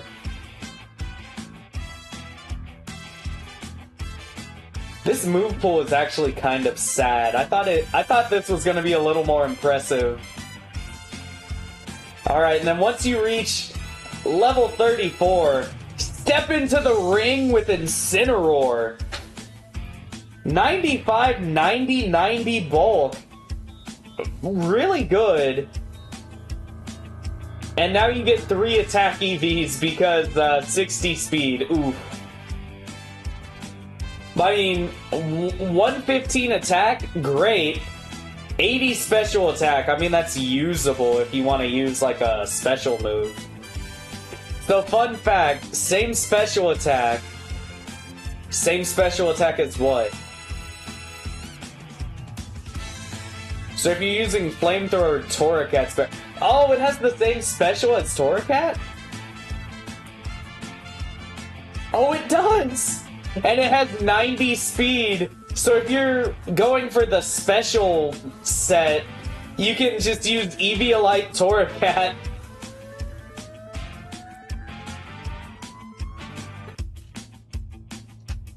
Alright, so let's look at the moves. We need to swap to Gen 7.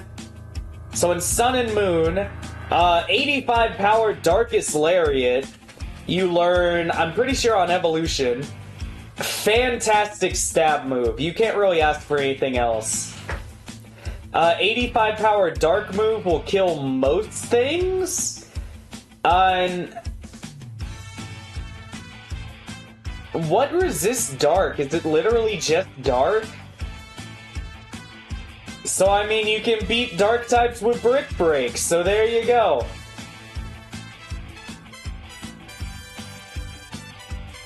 Oh, Fighting and Fairy resist? What do you have for Fighting and Fairy types? I guess Acrobatics? Hey, you get Bulldoze, that's kinda good coverage. Oh, you get Earthquake, so you can, like, have Bulldoze until you learn Earthquake. Okay, so relevant moves... I mean, all of these are fine. So you get Darkest Lariat on Evo. You probably wouldn't use Flamethrower. You could maybe use Flare Blitz, but... Well, I don't know, you don't get Fire Punch any sort of way, right? Yeah, so I probably would recommend Flare Blitz. The recoil is a little annoying, but oh well. You probably don't want to use Outrage. And I would probably rather Brick Break than Cross Chop, but this is an option.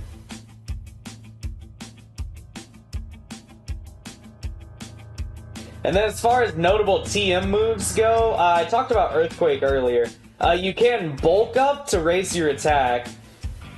Return is like, okay. You get the buffed Leech Life.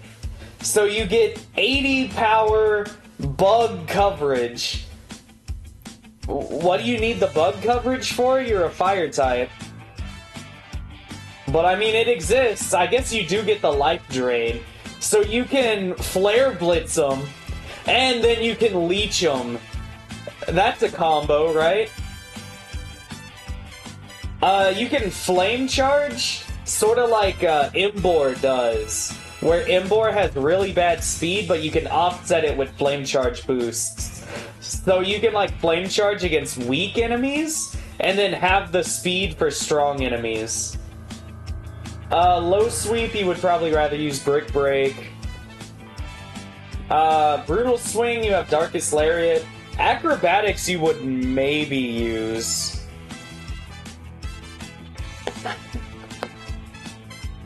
Shadow Claw, you don't need because you're a Dark type. Swords Dance, you would maybe consider for tougher fights. Bulldoze, you can use until you get Earthquake. You don't really need U-Turn, but I guess you can. And that's really everything of note. So my moveset of choice would probably be like Flare Blitz, Darkest Lariat, Brick Break or Cross Chop, and then like Earthquake. And you can swap out TM moves as you need. So like if you don't want to use Brick Break or Earthquake, you can have like Swords Dance, Leech Life, Acrobatics.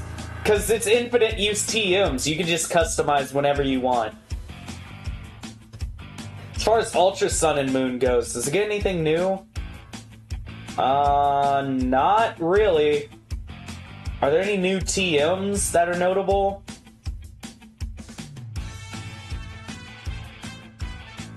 Not really. Ugh, excuse me.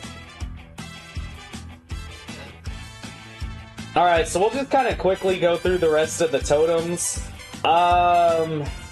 Mimikyu is a fairy type, so your advantage against Ghost with Dark doesn't really exist, but you also are neutral to fairy. So this is sort of just like a battle of neutral stab moves. Good luck. You can also burn Mimikyu with Incineroar. That is an option. Komo-O is probably gonna, like, close combat you or something. But you are very bulky. I guess you can Acrobatics it. And then you can, like, Flamethrower Rabombi. I think Rabombi probably dies. Or, Flare Blitz, not Flamethrower, sorry. So I think that's about it for in-game. I guess we'll go over the Elite Four real quick. Hala beats you, but you do have acrobatics, so you can maybe kill stuff. Olivia beats you, but you do have Brick Break and Earthquake, so you can maybe beat stuff. You win against Acerola, especially in Ultra Sun and Moon, because the Sableye gets replaced with Bayonet. And you can just Darkest Lariat the Bayonet. Kahili, I guess you can use, like, fire moves and then Darkest Lariat or Ikorio. Because you don't get Rock Slide, right? Yeah, no rock moves. Imagine if this thing got Rock Slide. Doubles players are shaking in their boots by me even mentioning that. And then you probably do very well against Molayne. Doug Trio is maybe sort of threatening, but it's also a Doug Trio. I think you'll be okay.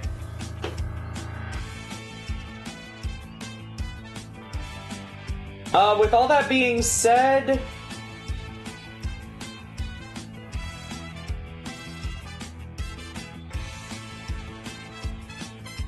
I think, like, top of B?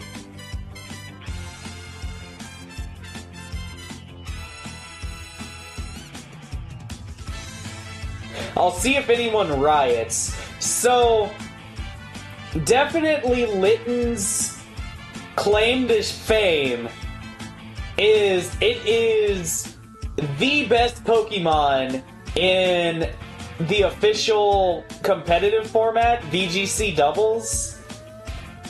It has the Intimidate ability, which you get just a free -1 on your opponent.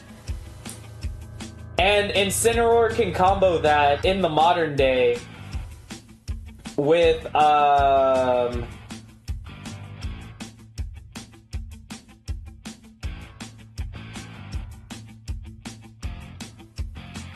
Am I crazy? Well, it gets U-turn, we know that. There's U-turn. Doesn't it get parting shot? Is that like an egg move? I'm pretty sure you can combo it with parting shot. You can also combo it with U-turn. And you also get fake out. Do you get it by egg? Do we need to look at Litten? Litten. And Scarlet and Violet. There we go. Yeah, so you can fake out your opponent in doubles. You can parting shot your opponent.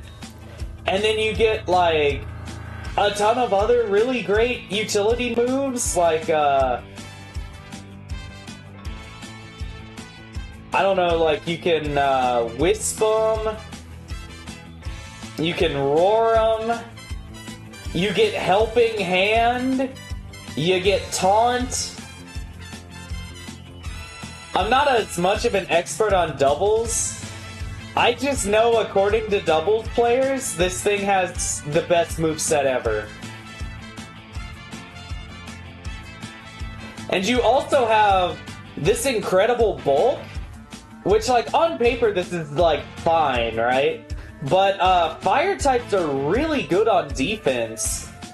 Like, you resist fire, grass, ice, ghost, dark, steel, and are immune to psychic. You do have a rock weakness, which is very annoying, but there are ways around that.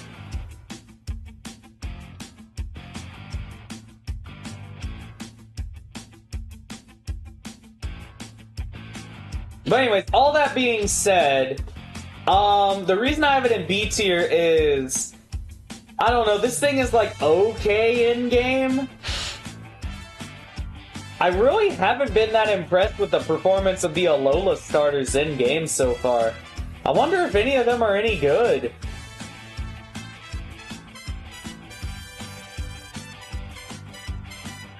Okay, so I will listen to the chat on this. Chat, should it go to bottom of A for its VGC performance?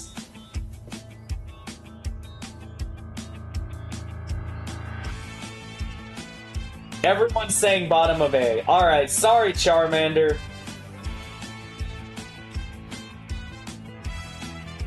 Alright, way to go, Litten.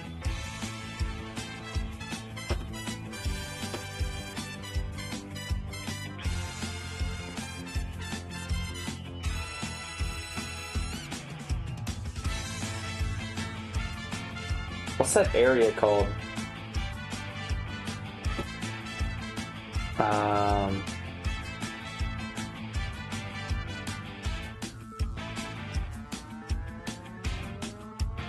It's just the water temple?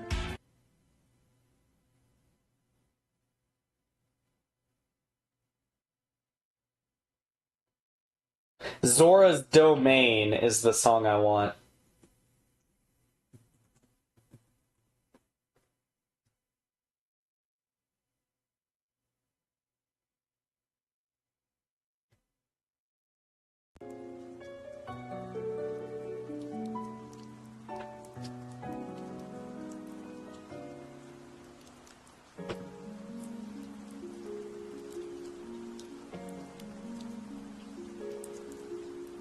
Alright. So, like I said before, X and Y were the first games that I was caught up in the hype train for. Like, trailers were coming out, I was watching them. I remember, as soon as I saw Poplio, I was in love. Look at him! He's so cute! I unironically have a plushie of Poplio. It's like right over here. I know I don't have any sort of camera on, but like I can grab it. It's right here. I can see it. I love Poplio. This is so cute! He's got a little clown nose. He's got like the little scarf, the flippers, and then like when you throw him out of the ball, he does like a little triumphant pose. He's like, yeah, I'm here. I love Poplio. And Poplio's no slouch either, look. Execute Order 66. The 40 speed is pretty disappointing. Let's look at the moves.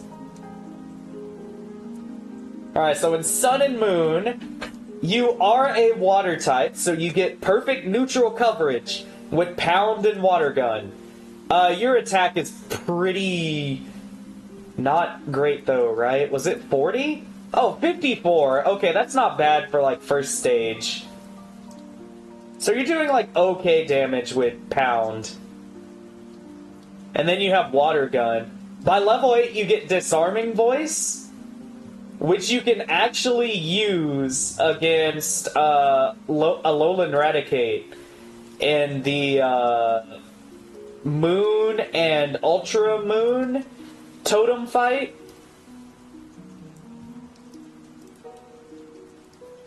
By level 18, you get Aqua Jet, and then I'm pretty sure you're evolved right then. Or after that, sorry. So you get Aqua Jet a little earlier in Sun and Moon, and you also get level up Icy Wind. I'll take it. That's pretty nice coverage. You don't have to wait for the Ice Beam TM to be able to hit Grass type. Great! So you evolve at level 17 to Brionne. I'm not gonna lie, I'm not a big Brionne fan. This thing is kind of cute in the anime. What's her name? Lana has a Poplio. It actually does make it all the way to Primarina by the end of the show. It's the Pop Star Pokemon. 69 on the physical stats. Nice.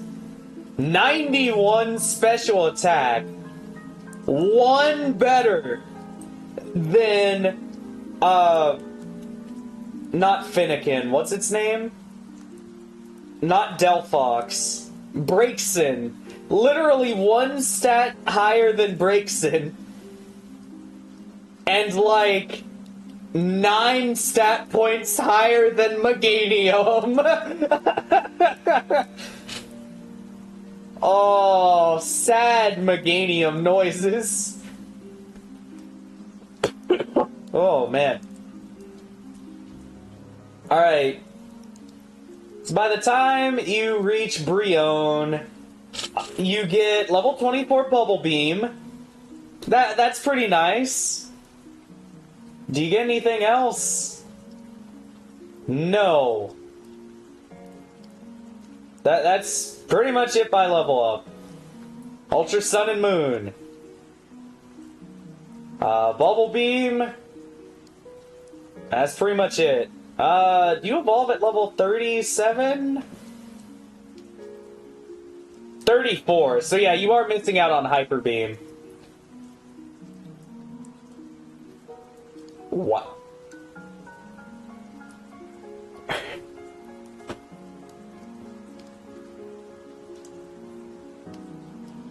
Any complaints with 126 special attack? Oh yeah, and who could forget 116 special defense? Foul sorceries. 60 speed is pretty disappointing, but you are in a Slola, so most of your opponents are going to be really slow. And I could be wrong, but let me double check something here.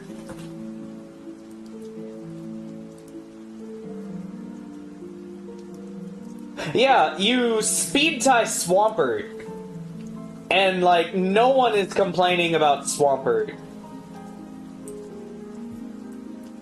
Like, this is perfectly fine for endgame, especially in a region where, like, every single enemy has, like, base 60 speed. It'll be fine.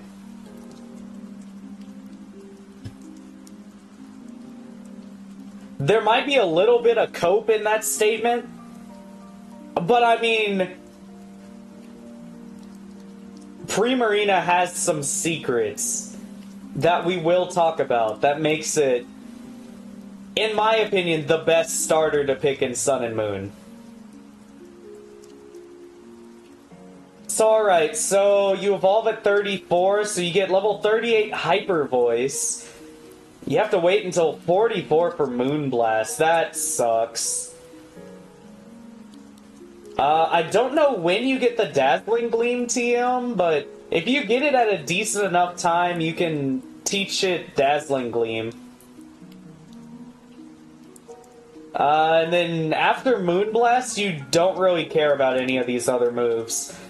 Misty Terrain, I would honestly say, is the worst terrain effect. So I don't know why you would use it. And then Hydro Pump you don't really need because you can surf stuff, right? You can surf stuff, right? What do you mean surf is locked to the last island? What do you mean surf is locked to the last island? Where is it? There it is. Oh, how am I supposed to surf things with my water type? Oh, it learns Sparkling Aria. So on Evo, you learn Surf. This is effectively just Surf. It even hits all adjacent Pokemon. It has a different secondary effect. If you hit a burned Pokemon, you heal it of its burn. I don't know why they bothered. This is just straight downside. Like, this basically makes this move worse Surf. Because Surf has no added effect, and this has an actively negative secondary effect. Oh yeah, it also doesn't do additional damage if the opponent is burned. It just heals the burn.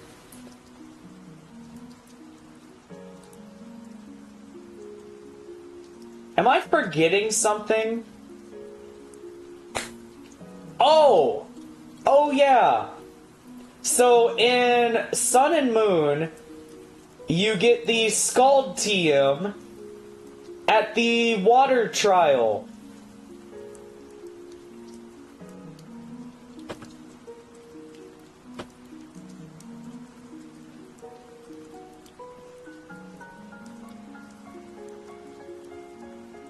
Any complaints? I'm waiting.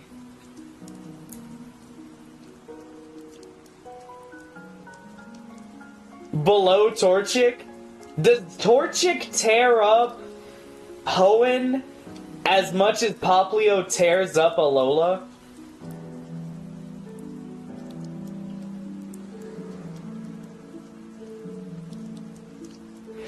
Wait, is Primarina OU in Scarlet and Violet?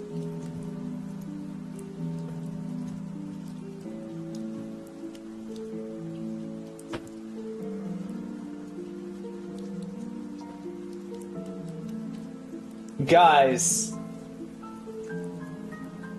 Primarina hasn't fallen off yet. What rank was it? It was UU in Sword and Shield. UU in Sun and Moon. So overall, competitively, it has been worse than Torchic. But, like, as far as in-game goes, this thing is way better than Torchic. Torchic has a really suspicious late game. Popplio never really falls off. You always have a strong water move to use. And you are waiting a good while for a strong fairy move, but unlike Charmander, who has the flying type that is basically useless, the fairy type gives you a lot of really good resistances.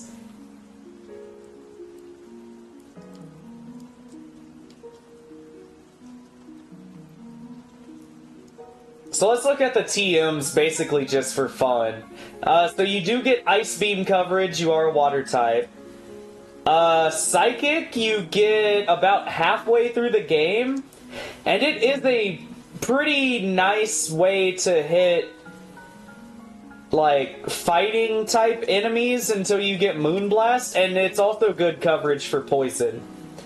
Shadow Ball is, like, fine. Energy Ball is kind of a cool coverage option. I don't know how many enemy waters you're fighting, but I mean, it's there. We already talked about how good Scald is. And then, apparently you do get Moonblast before Dazzling Gleam. So in Ultra Sun and Moon, does the level up change at all? Do we get like a earlier Moonblast or anything? No. You just get the level up Icy Wind. And in Ultra Sun and Moon, they do swap out the Scald TM with the, I believe, Charge Beam TM. However, Primarina is the only special water move in the is the only special water type in the entire game to get a move above like 65 base power to use before Pony Island, which is like the end of the game. So for some reason, Surf and Waterfall are locked to the 4th island. So any special water type you use, better hope they get an early Hydro Pump, or else they're rocking out with like Bubble Beam. Which, okay, you can get around that by using Waterium Z, but keep in mind, you do have to watch the Z move animation every single time. I'd rather use Sparkling Aria. It's basically just Surf.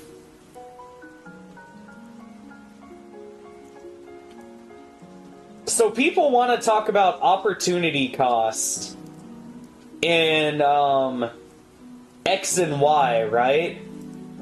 Let's talk about opportunity cost in Sun and Moon and Ultra Sun and Moon. So I would say in Sun and Moon, the opportunity cost of picking Rowlet or Litten over Popplio isn't as brutal, because the big advantage that Popplio has in base Sun and Moon is it's a water type that can scald things, and I mean, you literally get it in the water area. You can catch any water type and scald things. So, I mean, you can use Litten, you can use Rowlet, that's whatever. In Ultra Sun and Moon, you are actively nerfing yourself by not picking Primarina, in my opinion. Because special water is really good. You can destroy rock types, destroy ground types, destroy fire types, probably. Some of them have pretty good res.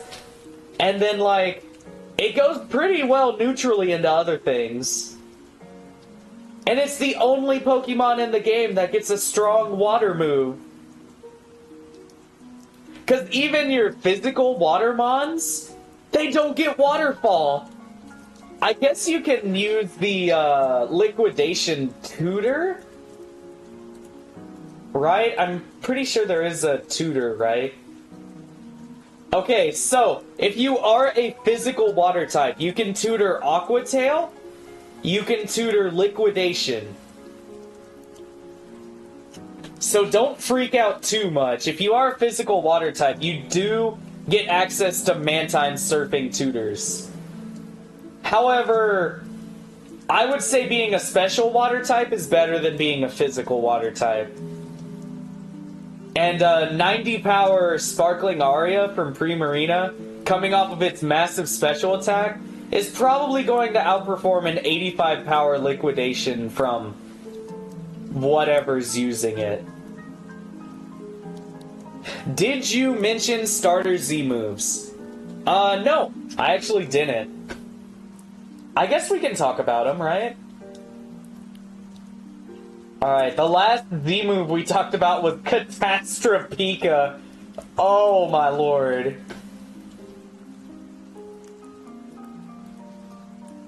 Alright, Alright, so I forgot to talk about the starter Z moves. These are available about the same time as when your starter evolves. I think,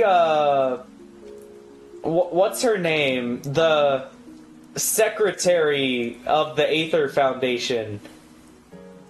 She gives you the Psychic TM, and I'm pretty sure she gives you the starter Z Crystal. I think that's right. Wick. Yeah, that's her name, Wick. So we'll go ahead and talk about him. So Sinister Arrow Raid, or in Japanese, Shadow Arrow Strike, is Decidueye's... Oh, I'm sorry, Alolan Decidueye's signature Z move. You use it off of its signature move, Spirit Shackle. It's 180 power, it can't miss. It's a Ghost-type physical move. Does it have any special secondary effect? No secondary effect, okay. So, I mean, 180 physical ghost power is pretty good. You can probably break through some stuff with 180 physical ghost damage. Incineroar, you get access to Malicious Moonsault. This is actually its, Smash attack in, Smash Ultimate. When it gets its, final smash, it uses Malicious Moonsault. Oh, I'm sorry, Ash corrected me. Kukui gives you the starter Z Crystal on the 3rd island. Yeah, I think, like, when you land at the 3rd island is when he gives it to you. You're jogging my memory a little bit. It is the exclusive Z move of Incineroar, and an upgraded version of its former signature move, Darkest Lariat.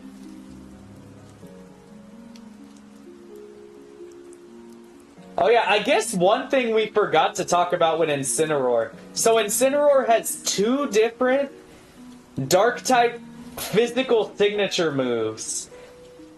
Darkest Lariat and Throat Chop. And both of them get distributed 1 gen later. I believe both of them become TRs? Maybe Throat Chop's a TM. But I feel like it's a TR. Throat Chop, you would never use on Incineroar. I think the idea with Throat Chop is it's a pseudo counter to Primarina. So you outspeed the Primarina, and then you Throat Chop it. And then if it's like a Liquid Voice Primarina, it can't hit you with a water attack. So what's it gonna do? It's probably gonna, like, Moonblast you. Which, I mean, is neutral. But, I mean, it's still gonna annihilate you. So, it inflicts damage, and if the target uses Minimize, Malicious Moonsault deals double damage. In your playthrough, I don't think you're ever gonna run into a Minimize user. Maybe you do.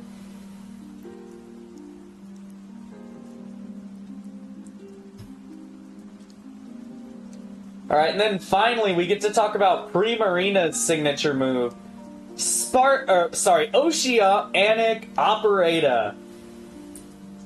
So it is, unlike the other 2 starters, it is a special move. And it's 195 power. Gee, that's fair. Why does Primarina get insane special attack And a better Z move.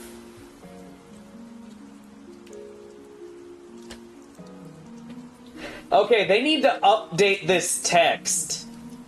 It's the upgraded version of its signature move, Sparkling Aria. Wake up, people! Lapras! The Meta Tyrant Lapras also learns Sparkling Aria.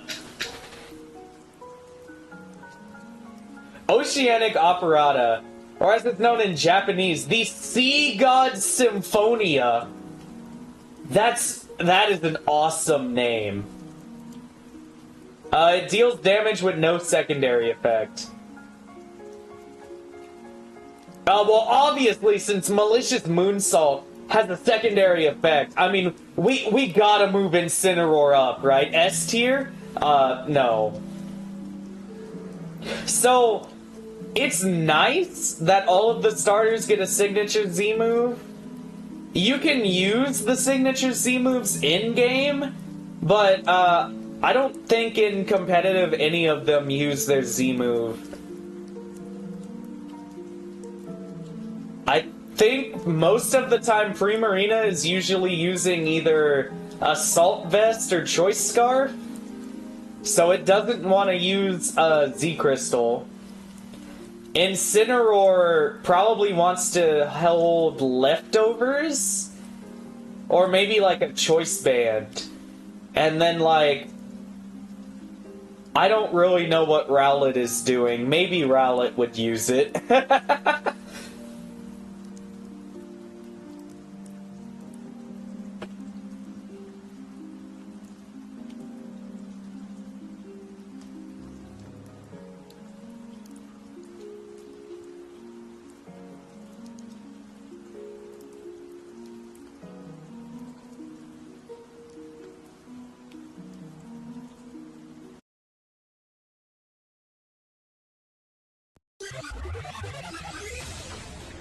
Alright, gang.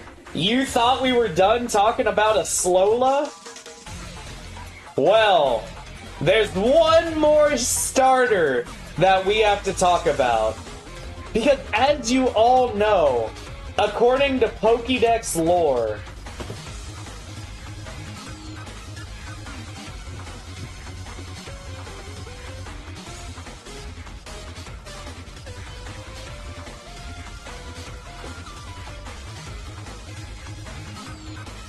according to the Pokédex, this Ultra Beast is well enough liked to be chosen as a first partner in its own world.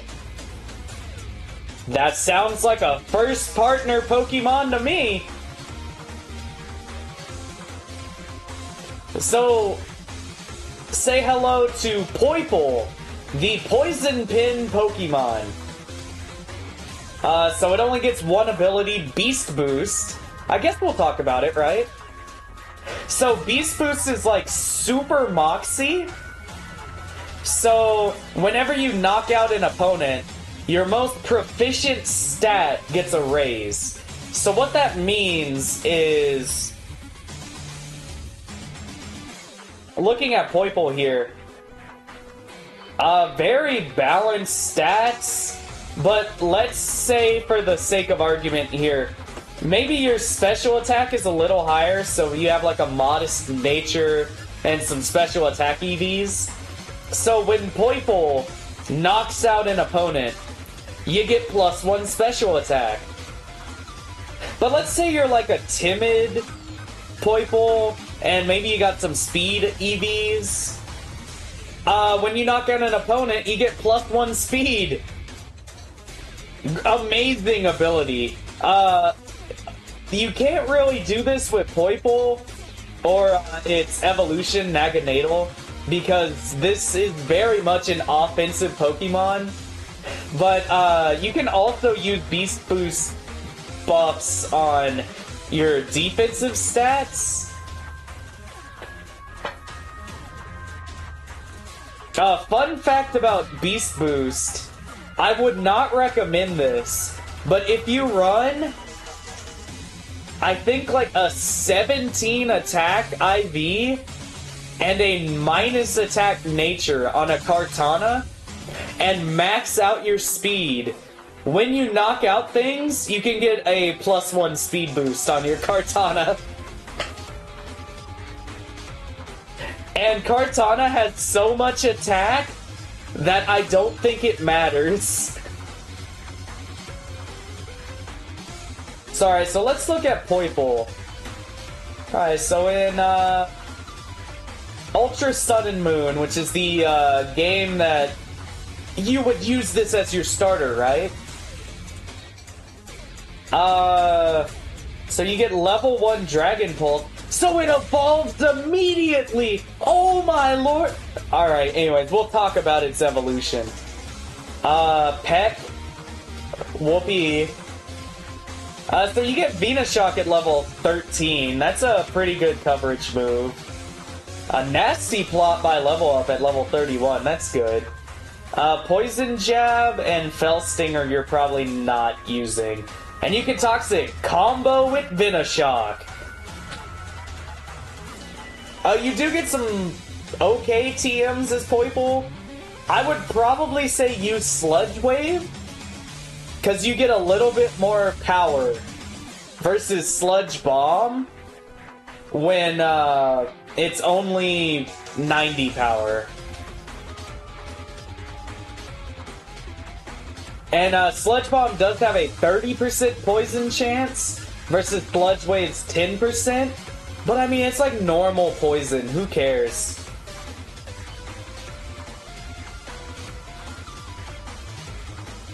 So, alright, so this thing evolves after you learn Dragon Pulse. And I mean, we just learned you start life knowing Dragon Pulse, right?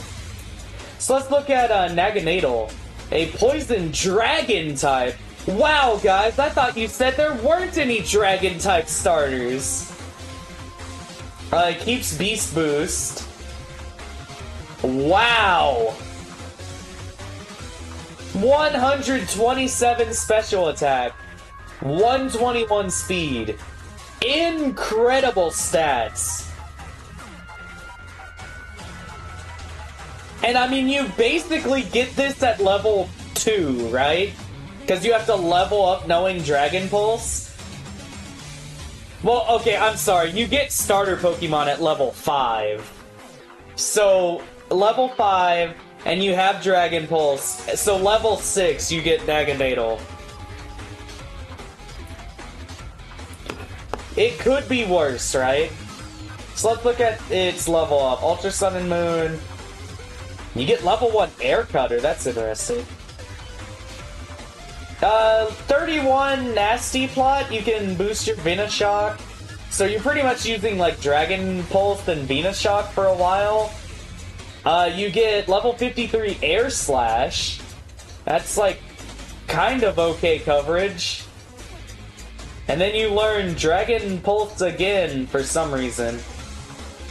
Oh, you learn Air Cutter on Evolution. So hey, that's kind of nice coverage. By Move Tutor, you do get Draco Meteor. I would recommend using Draco Meteor, really good move. You get the Signal Beam coverage! And, Shockwave, I guess. By TM, you get Toxic, if only you got Leech Seed, right? You can hit them with a Thunderbolt! You get Flamethrower. You probably won't use Aerial Aids.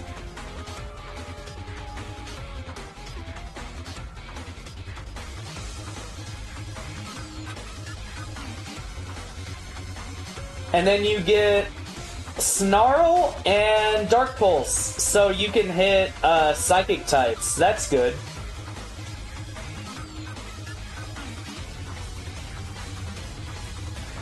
So overall, I mean, like, this is pretty good, right? And I mean, like, what, do you get this from, like, a Ultra Recon squad member at the start of the game or something? When do you get it? Okay, so you evolve Poipole, in Ultra Sun and Moon. Okay. So when do you get Poipole?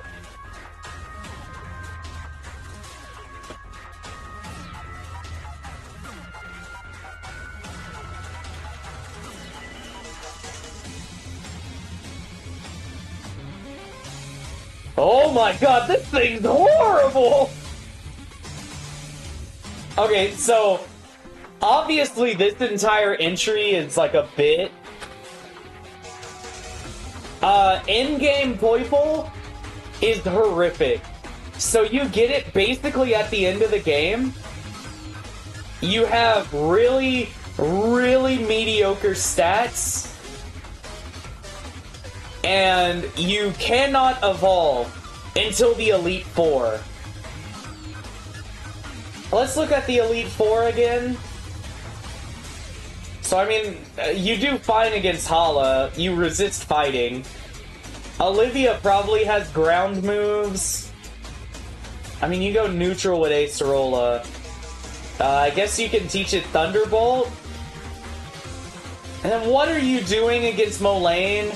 I guess you can Flamethrower. Oh, yeah, you can't use it against Hala because it's only an Ultra Sun and Moon. Sorry. So, you use, like, dragon moves against Olivia, I guess? You use dragon moves against Acerola, I guess? You use, like, non-stab Thunderbolt, and then Flamethrower. So for the 4 battles you use Naganadel in, it's really good. Oh yeah, you do get Dark Pulse, so you can Dark Pulse Acerola. So in the, like, 4 battles you get to use Naganadel, it's really good. The issue is this thing is gonna have no EVs. It is useless in the Fairy Trial. Which sounds stupid because this is a poison type, right? But trust me, I used Poipole on my team in, I think, Ultra Sun? It did nothing. It died immediately. Do not use this until it can evolve. And when it evolves, it's basically just like a late game carry. You can, like, spiral with Beast Boost. So you can, like, Beast Boost your special attack and basically just, like, steamroll the Elite Four.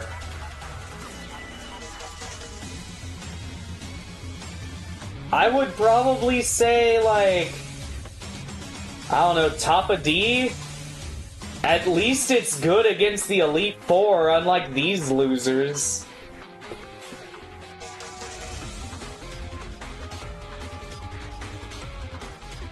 In competitive, this is banned to Ubers. But keep in mind, this is like a really terrible starter. Like, this is... If this was a starter in Scarlet and Violet, it would be broken. Because you could immediately move Tutor on Dragon Pulse. Bottom of C out of respect. Alright. Bottom of C for Poipole.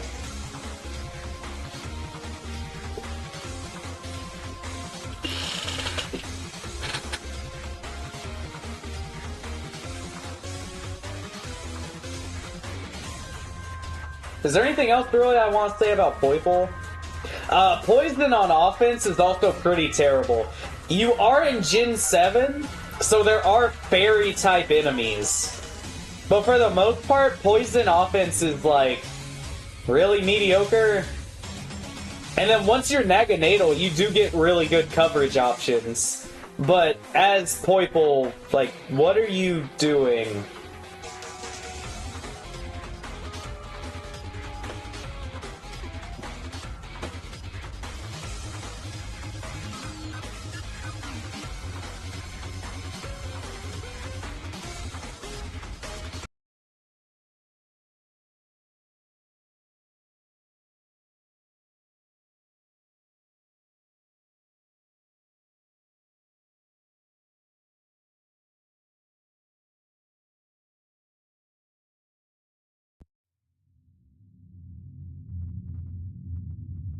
see, what would be a good song?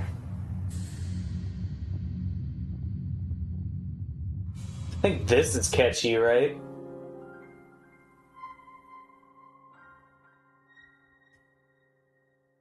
Yeah, this isn't bad.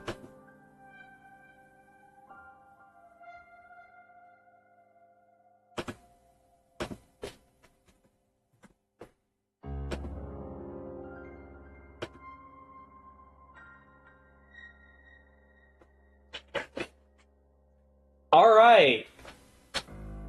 So you thought we were done with a Slola. Get ready. Wait, why are we doing the Legend starters already? Yeah, why did I put the Legend starters above a Sword and Shield? Whatever, I already got the stuff queued up for the Legend starters. We'll just go ahead and do them. Whatever. So say hello to Hisuian Decidueye. So you trade out the okay grass ghost typing for grass fighting. Hey, that's pretty good. You can ignore these abilities because this is a Legends Arceus starting Pokemon, which means that we do need to talk about Legends mechanics.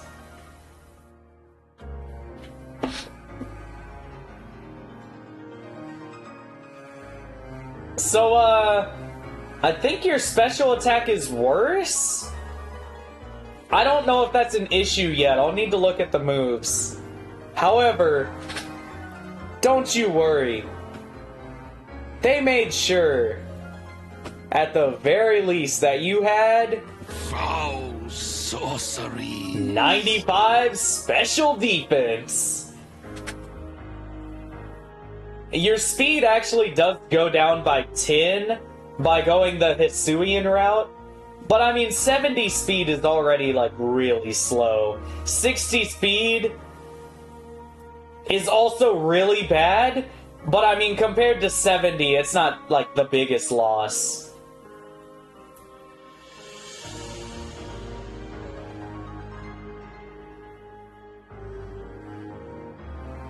Alright, so let's look at its Legends Arceus move pool.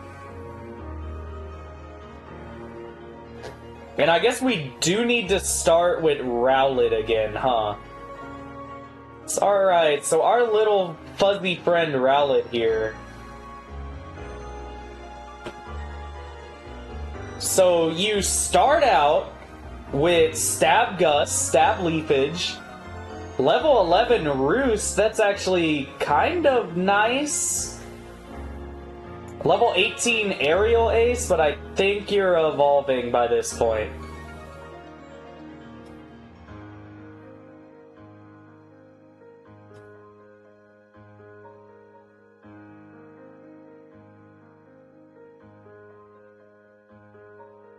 Okay, so you evolve, and you have Aerial Ace and Magical Leaf for stabs. Magical Leaf is unfortunate. I wish this was like Razor Leaf. Level 25, you get Air Slash! You would keep Aerial Ace.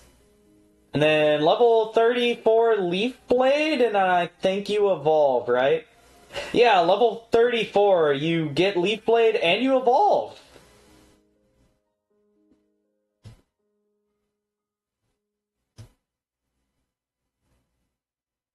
Alright, so Hisuian Decidueye.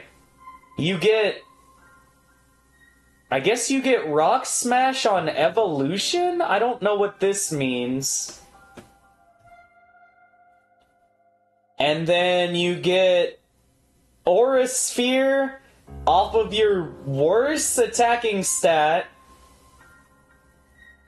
You do get triple arrows on Evo. Let's talk about triple arrows. So, triple arrows deals damage and has an increased critical hit rate, 1 in 8 instead of 1 in 24. It has a 50% chance of lowering defense, and it has a 30% chance of causing the target to flinch.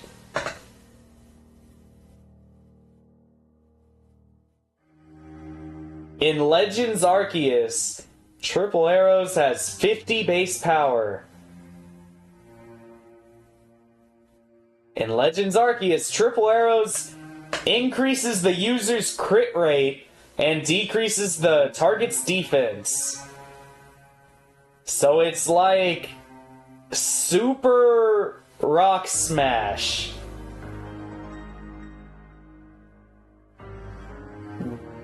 Great! Why is it only 50 power? Hello? Do you get any other fighting moves? That's it.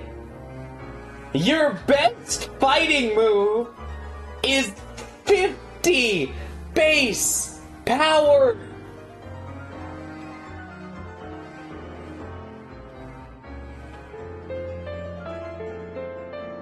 I want a divorce.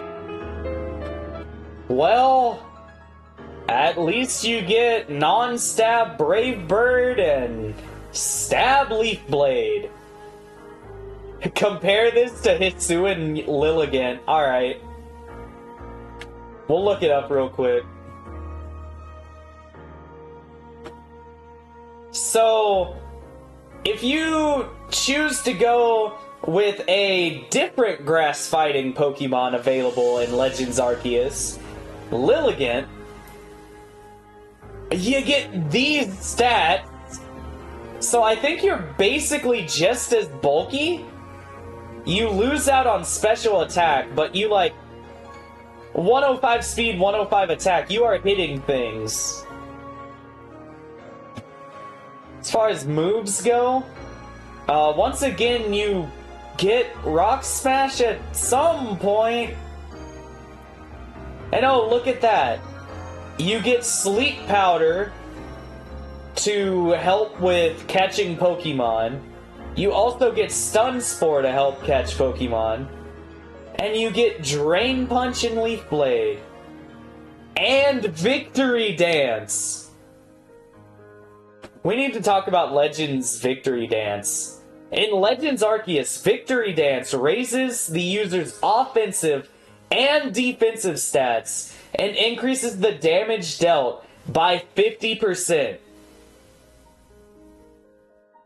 This means that you get an Omni Boost and a 50% damage multiplier. Hello? And you really want that damage multiplier too, because you are using grass moves. Your fighting moves are probably fine. How strong is Drain Punch in Legends? Does it say?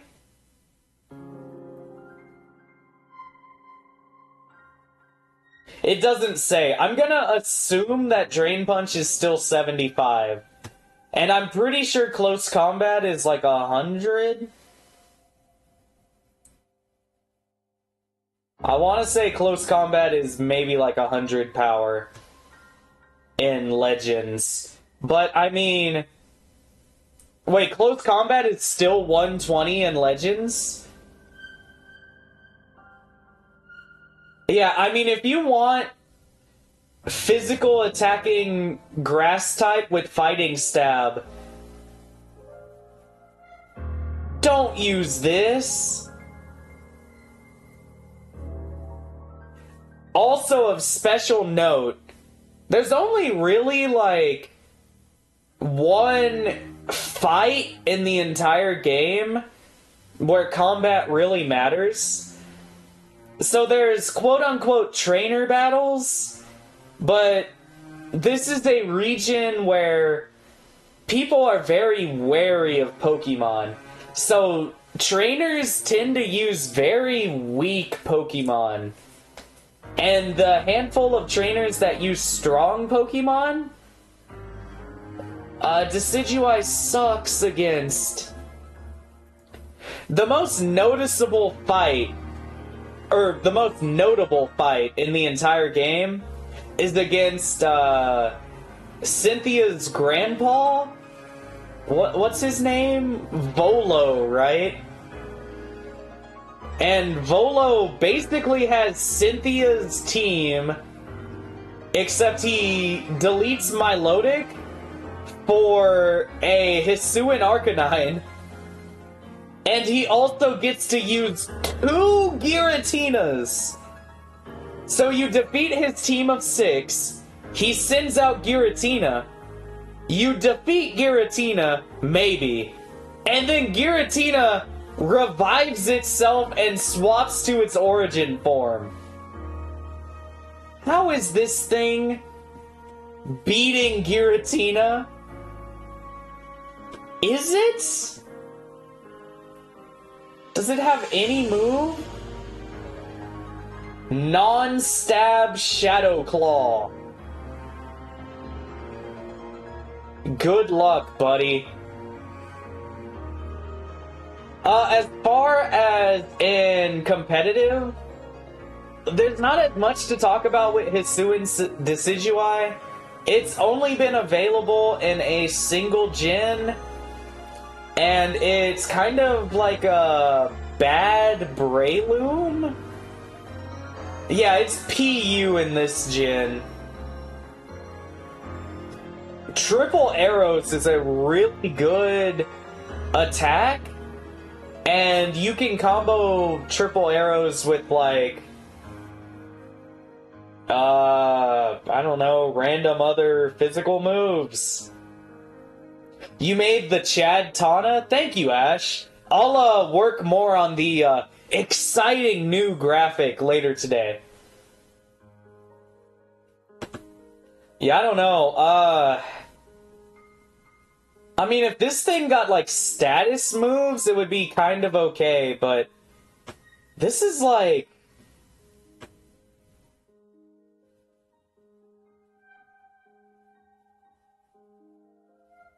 Here? Would I rather use Chikorita? Well, at least Chikorita was OU in Generation 2, right?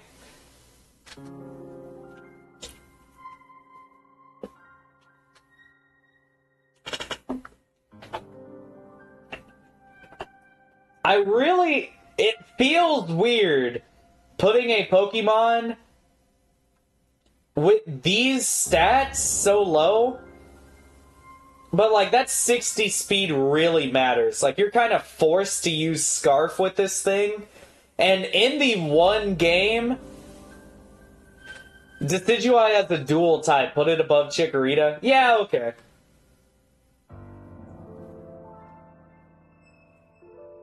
I would say that, like, the only massive advantage this thing has is it is kind of legit in low tiers where you can, like, Scarf Triple Arrows. And it does have Scrappy, so you can hit ghosts with Triple Arrows. Great.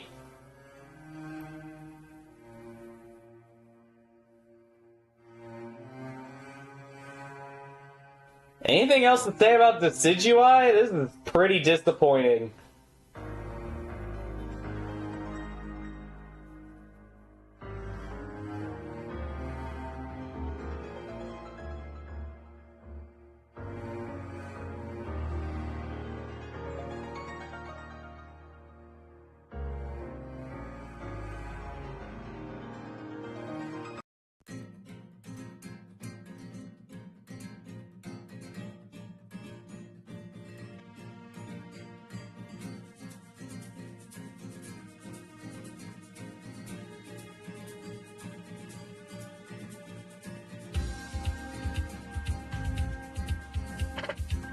Alright.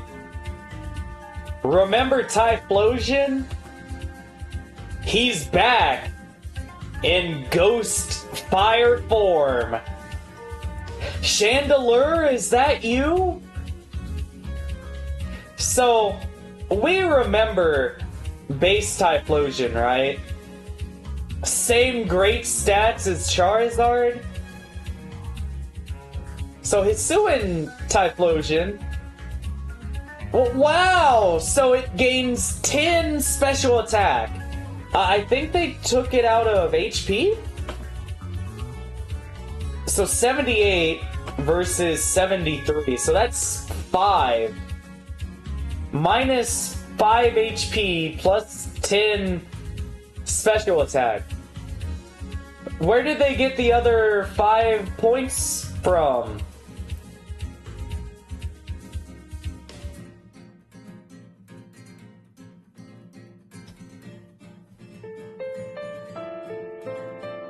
I wanted to force. I mean, this is mostly a joke, right? 119 special attack, 95 speed is more than good enough for Legends Arceus. And you might think the decrease in bulk matters. There's a quirk about being a Ghost type in Legends Arceus. Legends Arceus move pools are hot garbage. So, like, most enemies that you face that aren't, like, Volo are using normal type moves. And guess what? Typhlosion is completely immune to normal moves. So let's talk about our moves in Legends Arceus. So I kind of forgot to mention it with Rowlet, mostly because it didn't learn any status moves. But in Legends Arceus, since battling isn't really that important, it's kind of important that your starter Pokemon have some sort of catch utility. Because most of what you're doing during the game is just catching Pokemon. So if your Pokemon has like a status move that it can inflict something with, if it can like deal a pretty good amount of like chip damage to something, because most things are like definitely tanking your hits in this game. So like if you can like hit something kind of hard and then throw a ball at it, that's nice. I was saying that in lead up to this having Will-O-Wisp, but I guess Cyndaquil doesn't. I feel like it does have Wisp, right? I could be lying. So this is basically your normal Cyndaquil level up. Rollout is a little different in Legends Arceus. So you can click off of Rollout in Legends, unlike in the mainline game where you have to wait for Rollout to miss, I believe. Or I think Rollout will cap at like 120 or something, and then knock you out. Something like that. Rollout in Legends Arceus is like a transfixion move, where the more you click Rollout, the stronger it'll get.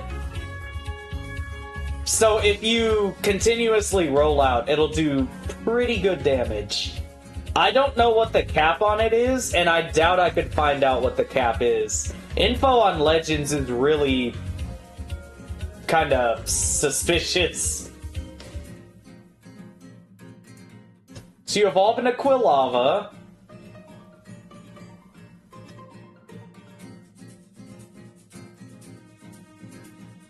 You do get the wild charge coverage, great. So, I mean, this is close to having the Elemental Punch-Out, right? 90 power wild charge? Oh, God. Hi, Phil Swift here with about 60 normal-type special damage.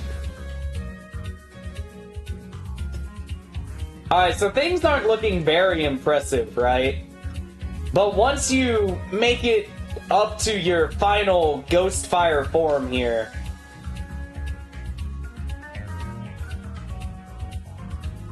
I guess you get Hex on... No, you don't get Hex on Evo. Because you get Infernal Parade, right? Okay, so you learn Hex at some point. You get Flamethrower at level 34. Is that when you evolve? No, but I guess you can, like, relearn it. And then you get Infernal Parade, which I would recommend to stay on your moveset from level 40 onward. Why?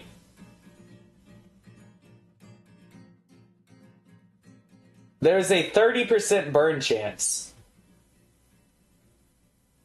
And in Legends Arceus, this is just straight up a Hex clone.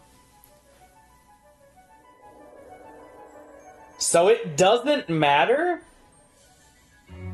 if you get the burn if your opponent is already statused. You just get a 120 power ghost move.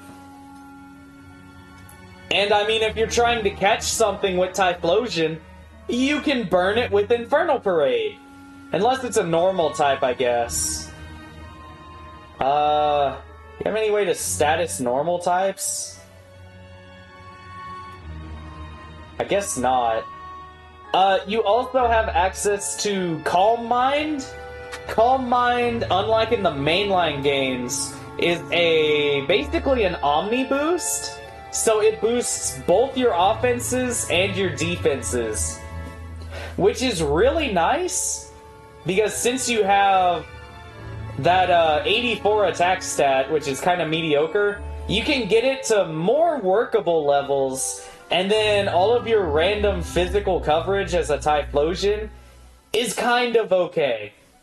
And you can also strong style moves if you like really need to kill something. So like if you really want to take out a water type with your Typhlosion, you can like strong style Wild Charge. You do get Shadow Ball. I would probably say learn Shadow Ball, but keep Infernal Parade. Like, you can just double Ghost Gaming.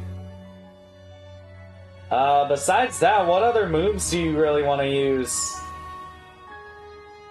Let's say my moveset of choice here is, like, probably Flamethrower, Shadow Ball, Infernal Parade, and, I guess you can tutor Wild Charge or Rock Slide? Fun fact about Legends Arceus Bulldoze.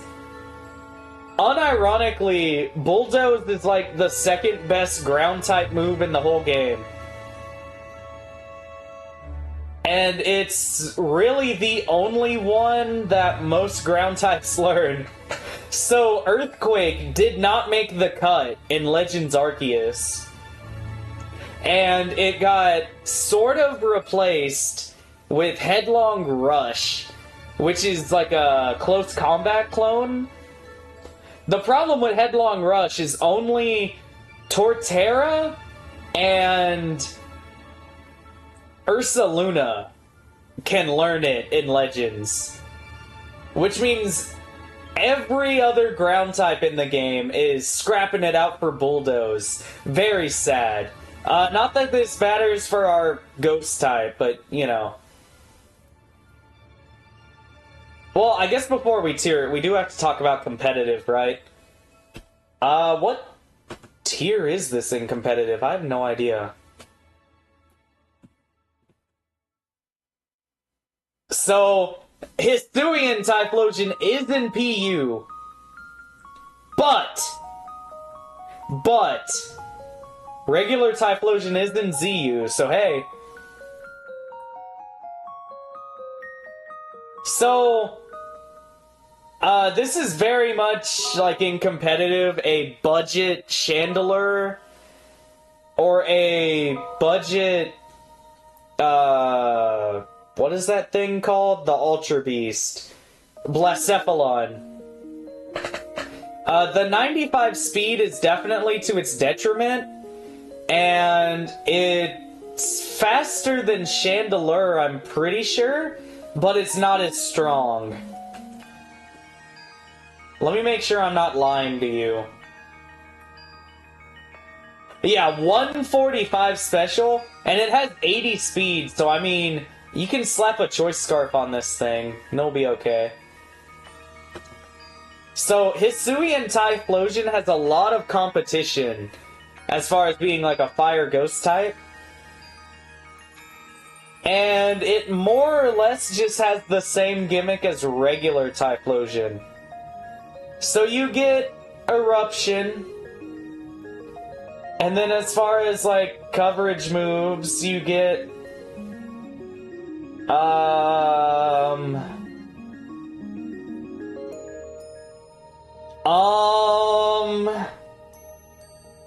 Focus Blast, that's okay. So, you're kinda like stuck doing a Scarf Eruption set with like Shadow Ball and Focus Blast in the back for like coverage. That's about it. Also, let's talk about a big tragedy here. So in Generation 8, Hisuian Typhlosion had Flash Fire as its hidden ability. Now obviously you couldn't obtain Hisuian Typhlosion in Gen 8, but like, it would be kind of good with Flash Fire. It would have 3 immunities.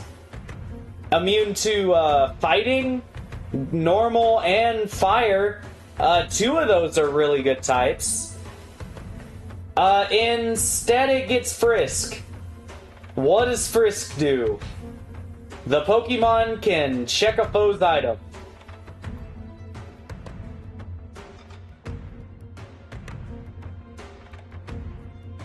Yeah, this is not great.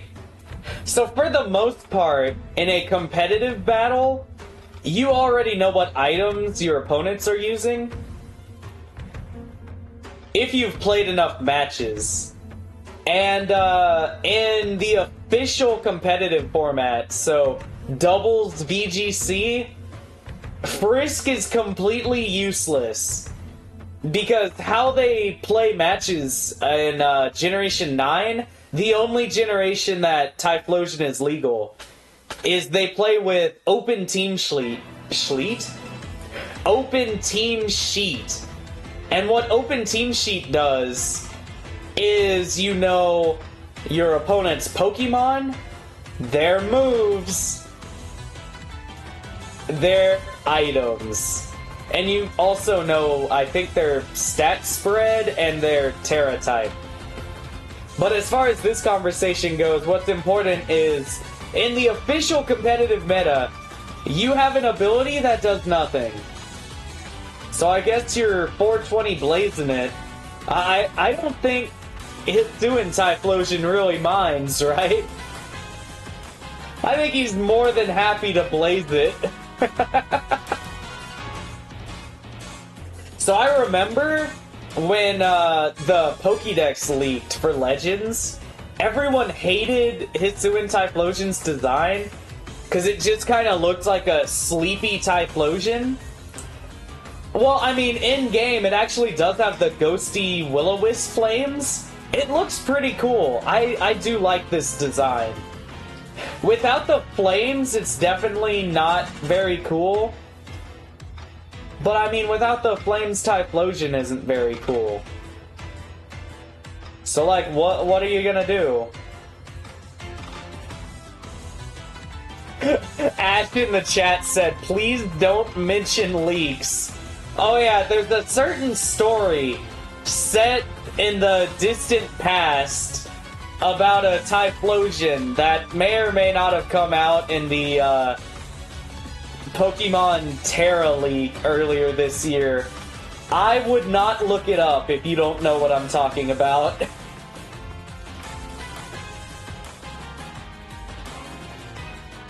Overall, I would probably say this is one of your better starter choices in Legends. But I mean, it doesn't really do much in Legends, because there's not really fights, and there's not really like a Legends metagame. And then as far as SV goes, it sucks. So I don't know. I mean, I feel like it's better than these D tier losers. Maybe like here? At the very least, Typhlosion is really good in-game. Sort of. Because it's not really fighting. It's mainly good for, like, catching things, and then it can Shadow Ball the final boss. But I don't know, Legends is just a really weird game for this tier list, just because most of these were ranking off of their combat potential, right? And most of what Typhlosion is best at is utility, just by being immune to normal and burning things.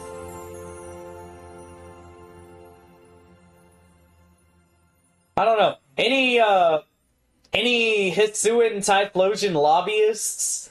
Do you want to see it go any higher?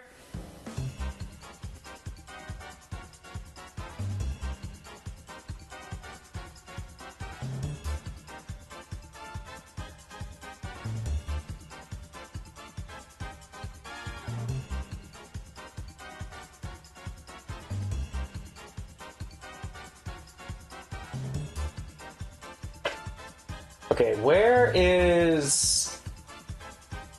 I mean, I guess I could just look it up, right? Volo theme.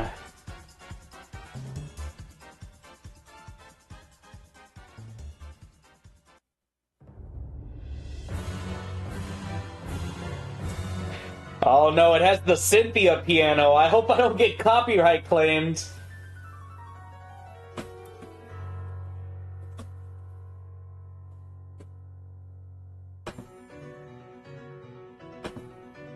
Alright, so we're almost done with our adventure in the past.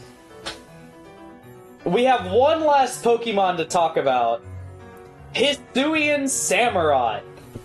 Well, I mean, we talked about with Greninja. Water Dark is pretty good, right?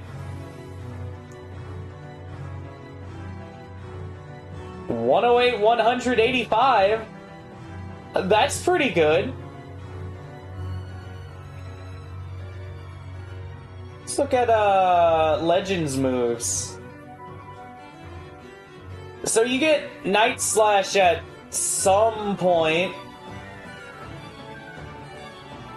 Aqua Jet, pretty decent early normal water.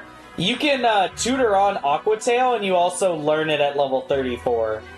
So not a huge issue. And you get a signature move, Ceaseless Edge. So in Legends Arceus, Ceaseless Edge has a high crit ratio and damages the target with splinters for 2 to 4 turns. This also just always does 65 damage, right? With high crit? Okay, that sounds good to me. And if you want a stronger move, you have 100 special attack, and you get Dark Pulse. You also get Dark Pulse and Hydro Pump by level up. Hydro Pump is the best special move, special water move in Legends. Because they cut Surf. They cut Surf. They cut Earthquake. What is this game? And if you're going to use a Pokemon for combat, I would recommend Hisuian Samurott. Ceaseless Edge does a lot of damage and does damage over time. You get Water Stab and Aqua Tail. You can Ice Beam things. You can maybe Mega Horn things. I don't know if I'd recommend that. Psycho Cut for coverage. You probably don't want to Rock Smash, and then I'd rather Mega Horn than X Scissor. Especially when you can, like, Agile style Mega Horn and make it more accurate.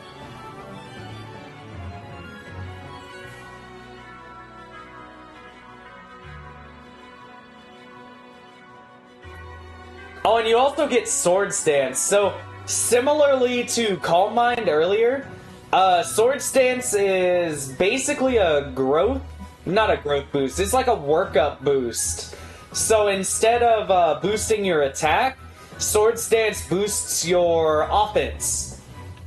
So instead of just boosting your 108 attack, you boost both of these. And you're definitely fast enough.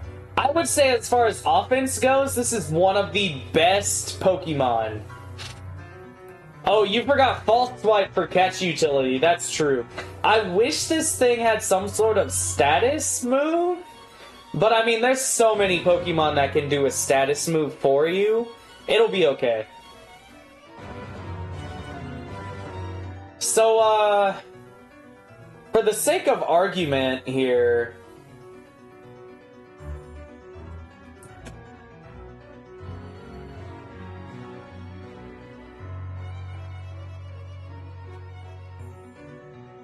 Alright, so this is the... not really the only fight in the game, but definitely the hardest fight in the game. So, Samurott can Ice Beam the Roserade. It can Ice Beam the Togekiss. It annihilates Arcanine.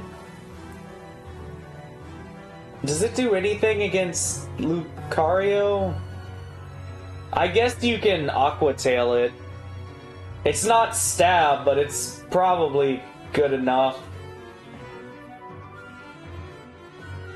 You don't have a strong move against Spiritomb, but also Spiritomb sucks.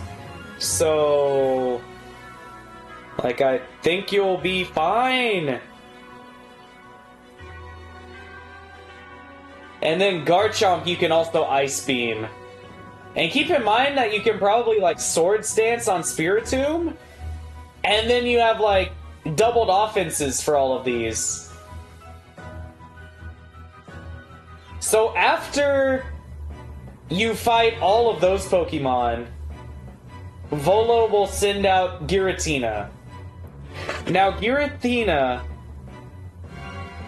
is very threatening because it has perfect neutral coverage in Shadow Force and Aura Sphere. Dragon Claw is stab and very strong. And it also has Earth Power, which is, like, strong, I don't know. So, how do you beat Giratina? Well, I mean, you can Night Slash it. You can deal damage over time with Ceaseless Edge, and you can Dark Pulse it. And I mean, if you really want to, you can, like, Ice Beam, but I would probably recommend using your Dark Stab. Now, Giratina does get a super effective hit on you with Aura Sphere, but of the 3 starters, I would probably recommend Samurott for the final boss. Like, I think Typhlosion beats Roserade and Lucario. And that's it. You can Shadow Ball Giratina, but he also Shadow Forces you.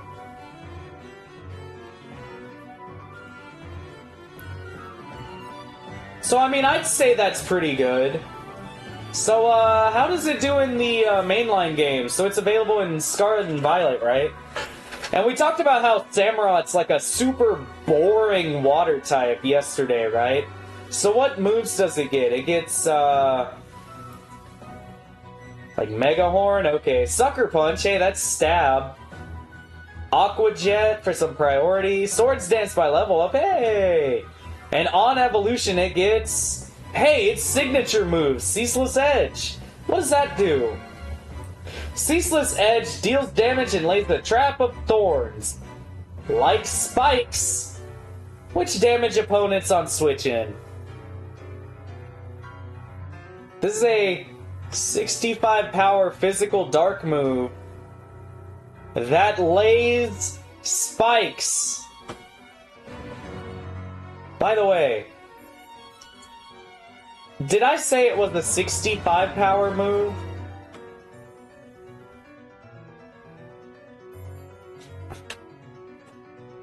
I need to do some math real quick. 1 second.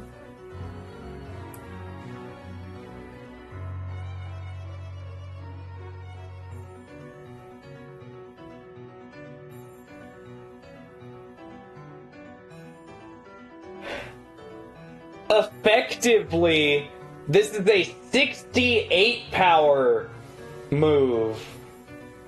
And by the way, it's gonna do more than 68 power worth of damage, because it also gets the stab bonus.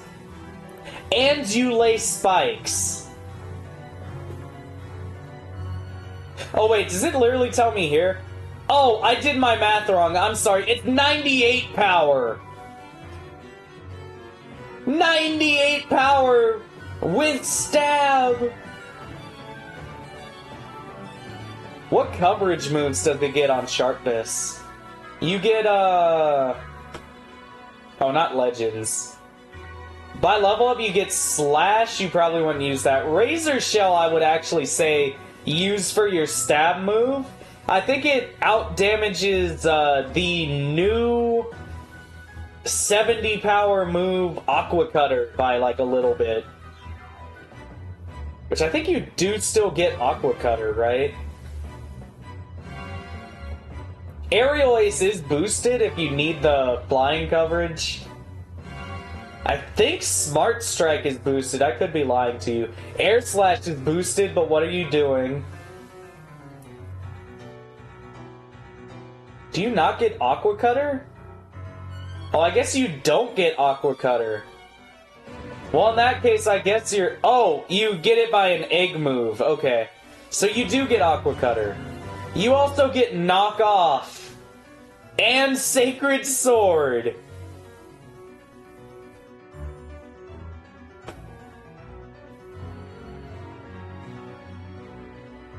You're like right here?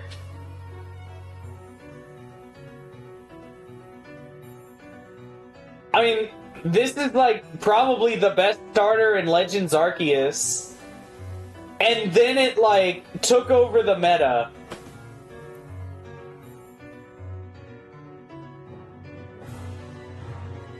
Yeah, this thing's OU. Any complaints? I really hope not. This thing's incredible.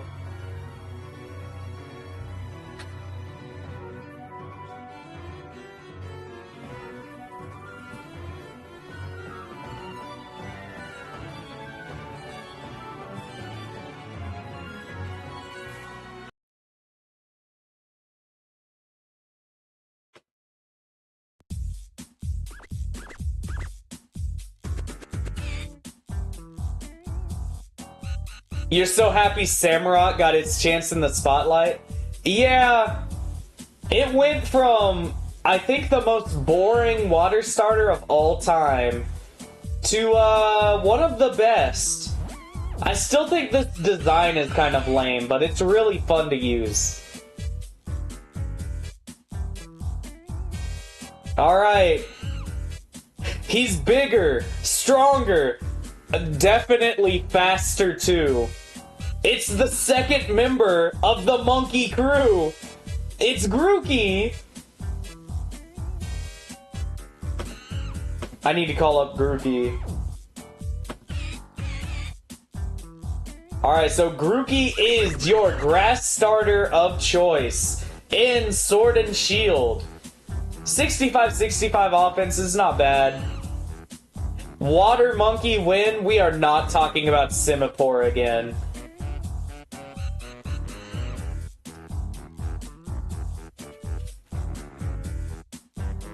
Alright, so you get level 6 Branch Poke, level 12 Razor Leaf, and when you evolve level 16. Okay, so that's all your moves. You get Froakie, 80 speed, 85 attack. This is already out-damaging Meganium with Razor Leaf. This is so sad.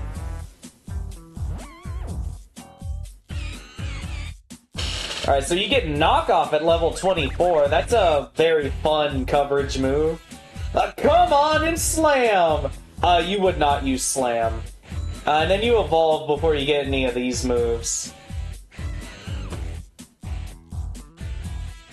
And then as Rillaboom, wow! 125 attack, 85 speed, that's pretty good.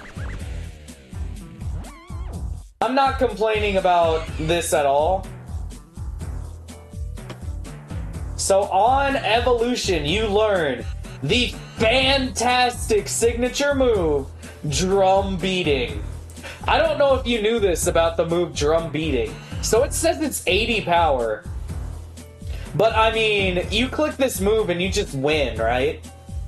Let me tell you what Drum Beating does. So, 80 power physical grass move, and you lower the opponent's speed 100% of the time.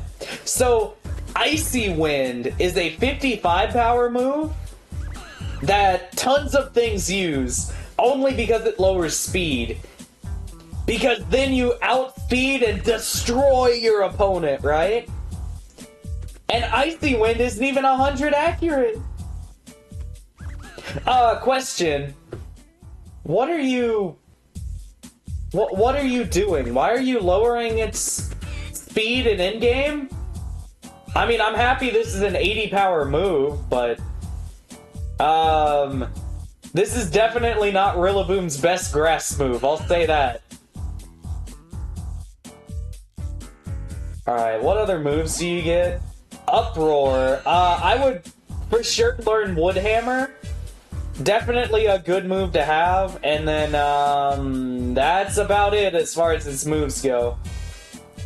Now, I'm going to do something controversial. I don't exactly know when every single TM becomes available to you. But because of how jank the Den system is, basically as soon as you get access to the wild area, you can grind watts and buy the training record for just random powerful moves. So I'm going to assume that any TM you learn, you can pretty much learn before the first gym. Is that okay?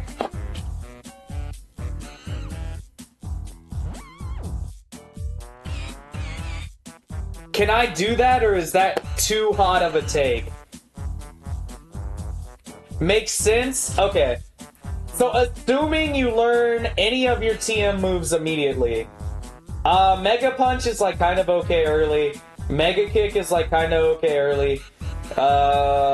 You're not a special attacker. I would not recommend Solar Blade unless you're Gigantamaxing. If you're, or Dynamaxing, sorry, because this is your starter. So if you're Dynamaxing with Grookey, Solar Blade is a very powerful D-Max move. Otherwise, please use, like, Wood Hammer. It doesn't take a turn to charge. What else you get? Brick Break is okay coverage. Bullet Seed will be good in one gen. It wishes it had loaded dice. U-Turn you probably don't want to use in-game. Assurance I'd rather use knockoff. Oh hey, Drain Punch, that's a good move. And you can combo like Drain Punch with Wood Hammer. Yeah, it offsets Wood Hammer recoil. Very good. It's definitely like the discount Rillaboom set. Not Rillaboom, it's the discount Chestnut set, because Chestnut does get stabbed. But I mean, it's not bad. Could be worse. And I mean, fighting coverage is always good, right? So, You get non-stab acrobatics, 110 power, very good. You get bulldoze, okay. Did you get earthquake? Do you not get earthquake? I thought you did. Do you get like... Oh, the TRs are down here, okay. Brutal swing is like, alright. I would use stomping tantrum over bulldoze.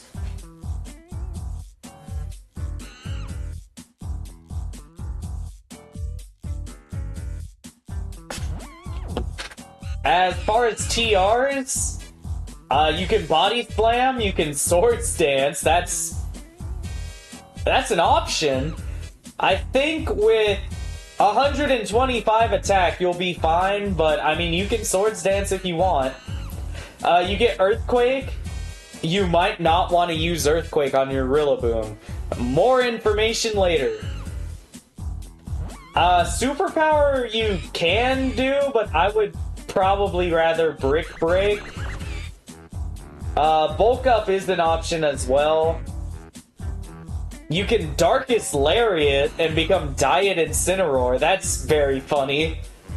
High Horsepower is like slightly worse Earthquake, but you might want to use it. More information on that later. And then Body Press, you can... I would not recommend. Your attack is so much better. Just Brick Break. So, I mean, the moves aren't bad, especially for a grass type.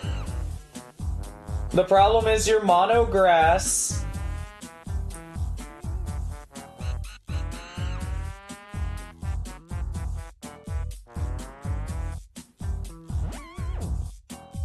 So let's see if we can get the list of gyms here. So depending on the version you play, your matchups will be a little different. So you go neutral in the grass gym. Unless you get acrobatics. Is acrobatics a TM? It's a TM. That's unfortunate. I was gonna say if it's a TR, you might win. Because I think TRs you can just buy whenever, and then TMs are like actually scattered around the game.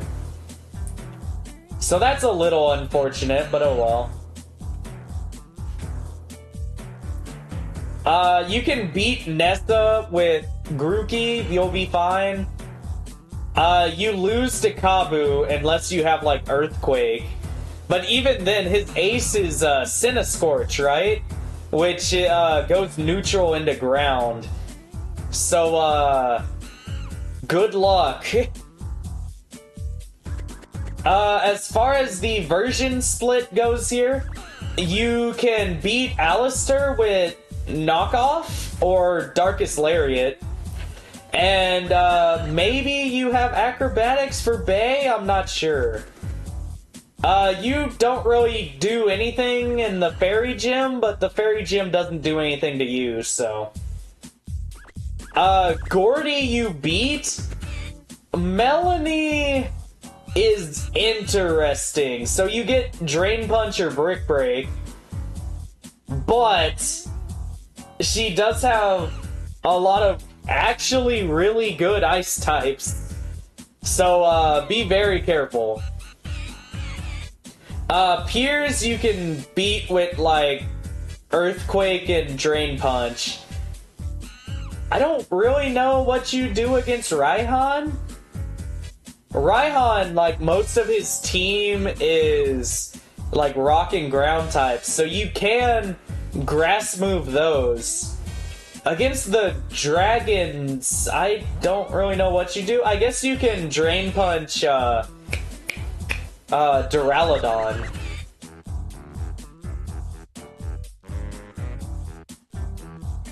See, I don't know. You do pretty well into the gyms. This isn't, like, incredible, but... I mean... It definitely could perform worse, and... if you inject it with enough TRs, this thing's very good. So anyways, obviously we need to talk about why people used Rillaboom. Because if this thing got any other hidden ability, this would be a forgettable mono grass type.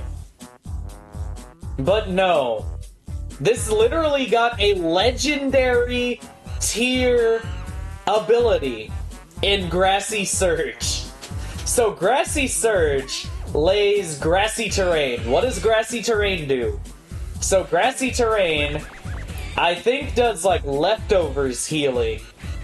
And it nerfs certain ground moves. I think Earthquake, Magnitude, and Bulldoze? Maybe not Bulldoze, but I'm pretty sure Earthquake and Magnitude get nerfed. Grassy Surge, the Grass Maker.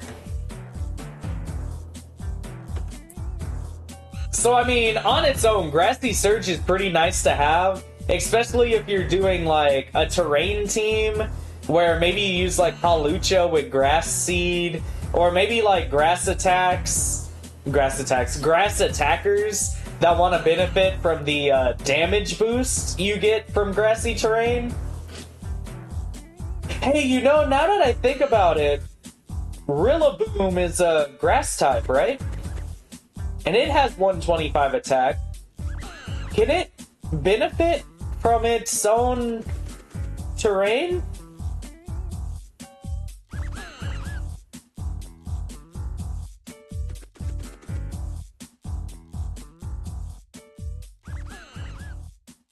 Say hello to Grassy Glide, the signature move of Rillaboom.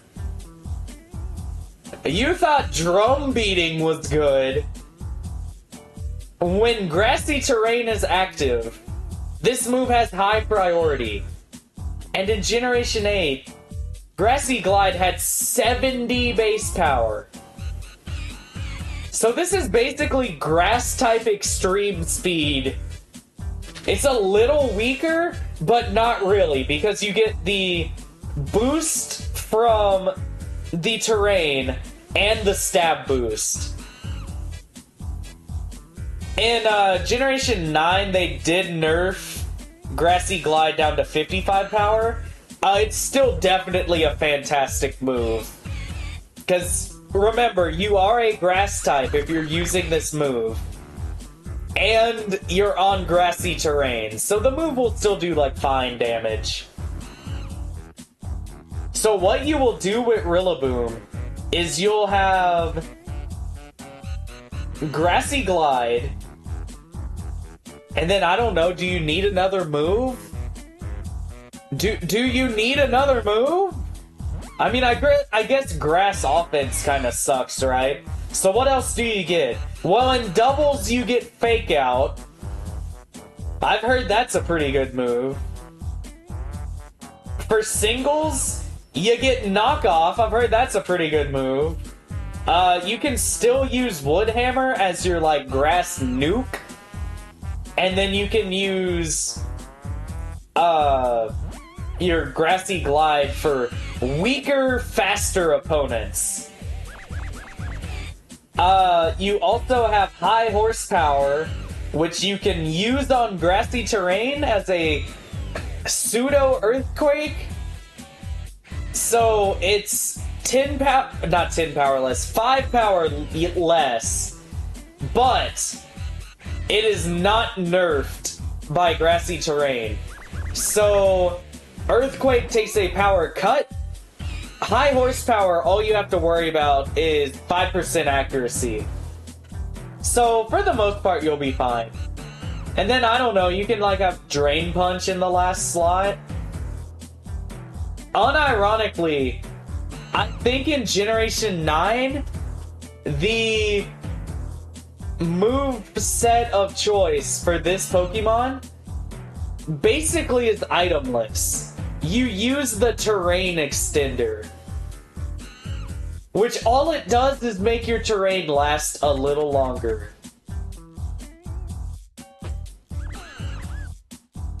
No, like, top of A? I don't quite think this is an S tier. As much as I like Grookey, And as good as Grookey is in competitive singles and doubles, I mean, it's a mono grass type in a game where you have like a million options of Pokemon. So, like, it's not bad.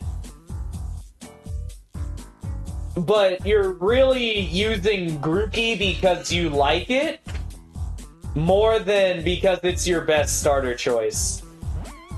Now, if you could get its hidden ability in-game and Grassy Glide in-game, I mean, like, I don't know, here?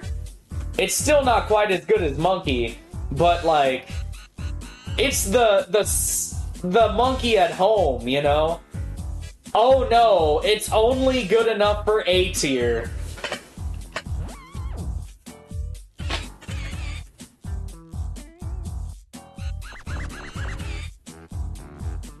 Any other thoughts on Monkey?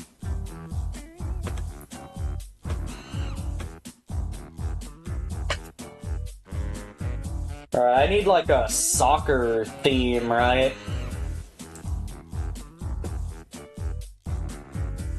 He's the second in command of the bunch!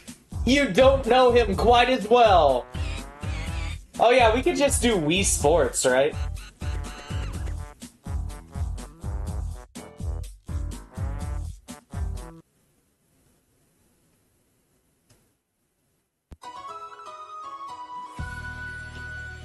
Alright. Well, you know, you could really say that this next starter just appeals to the male fantasy. Oh, I swear, all my boyfriend ever does is play FIFA. He's just on the couch playing FIFA every day. All day, every day, FIFA. What even is FIFA? I've never heard of it.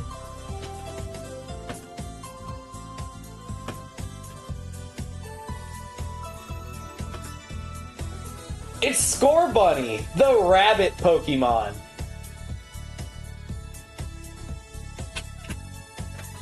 Actually, it's EA Sports FC now. Alright, now I'm not gonna attempt to do a British accent, but the Score Bunny line is based on football players, which us filthy Americans would call soccer players.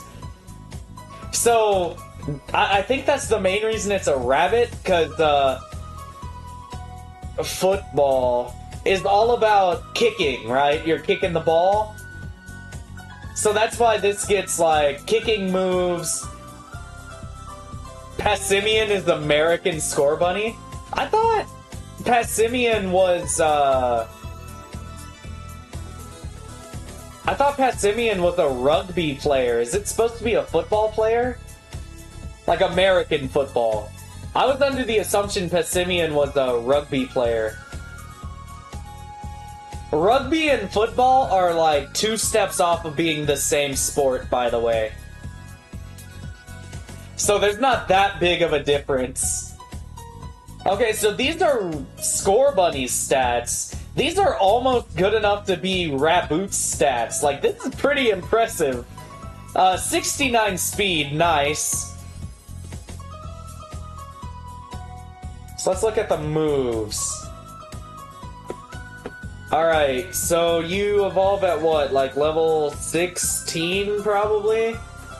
So you start with Tackle, Ember, Quick Attack, and you get Double Kick. I wonder if knowing Double Kick would somehow turn into a detriment for Score Bunny fans. So level 16 to reboot. These are also very good stats. 86 attack, 94 speed.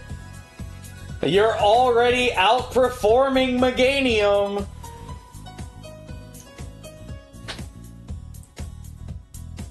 Alright, what moves do you get? So you get Flame Charge. Hey, a physical stab move, that's good. And then that's pretty much it until you evolve. Then level 35, you evolve into Cinderace. Wow, the Striker Pokemon! This must be fire fighting, right? Mono Fire.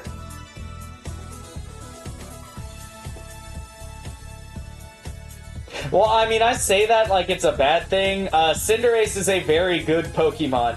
First off, 116 attack, 119 speed. Incredible. I'm sorry, but I hate its design. I'm not a big fan of this design either. It's just kind of like a person with big feet and floppy ears. Like, they really didn't try that hard. I really like Raboot's design, though. I like Raboot. Lola Bunny? Uh-oh. Alright, so in Sword and Shield... Hey, what is this move? Pyro Ball. 120 physical fire move. Okay, cool. May burn opponent, 10% chance. Okay.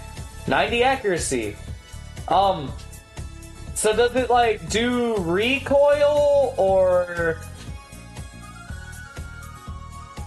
Is it blocked by bulletproof?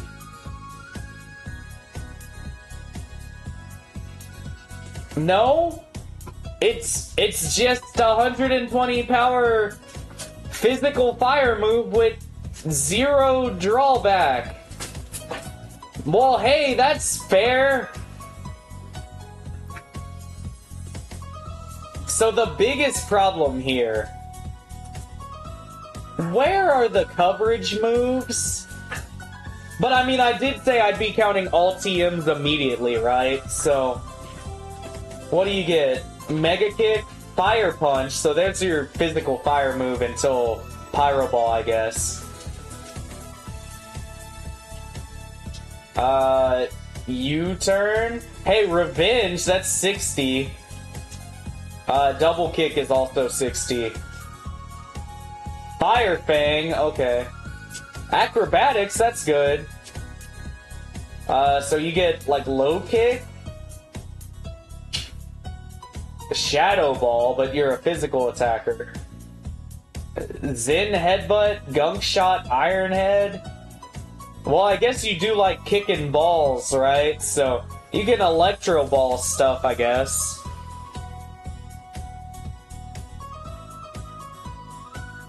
If only this egg move was like your level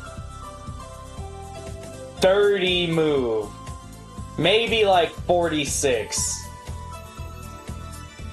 This thing really wishes it had a fighting coverage move in-game. Your coverage options are really bad. So this is basically like Pyro Ball and Acrobatics. Those are your moves. I guess while we're here, we'll talk about Court Change too. Swaps effects on either side of the field. What does that mean? This is basically Super Defog. So what Defog does is it removes all hazards on both sides of the field. What Court Change does is you swap it. So it's kind of like you're changing sides in a soccer match. So like you go to one side of the field, they go to the other. So... basically, like, if your opponent sets up Stealth Rock, you can have, like, heavy-duty boots on your Cinderace, and then just Court Change the rocks away. Hey, that's pretty nice.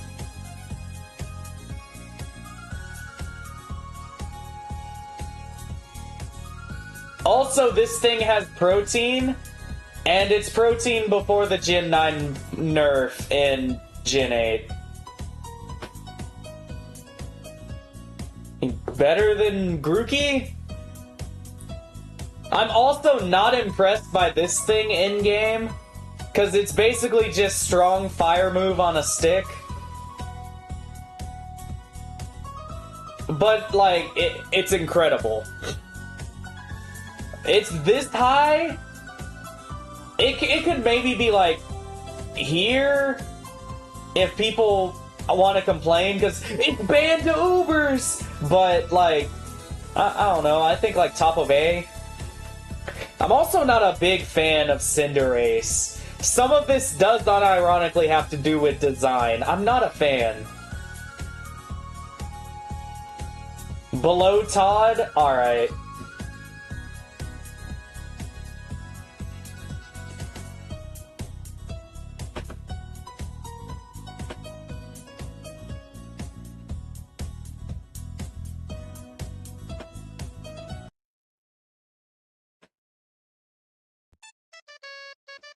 Can we get some 00764 music?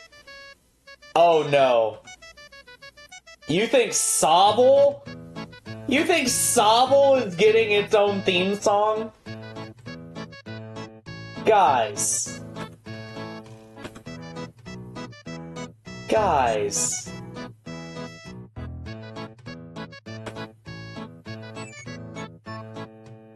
I'm a sniper. Well, you get 70-70, that's good. Alright, so what moves do you get? You get Water Pulse before Evolve, that's good.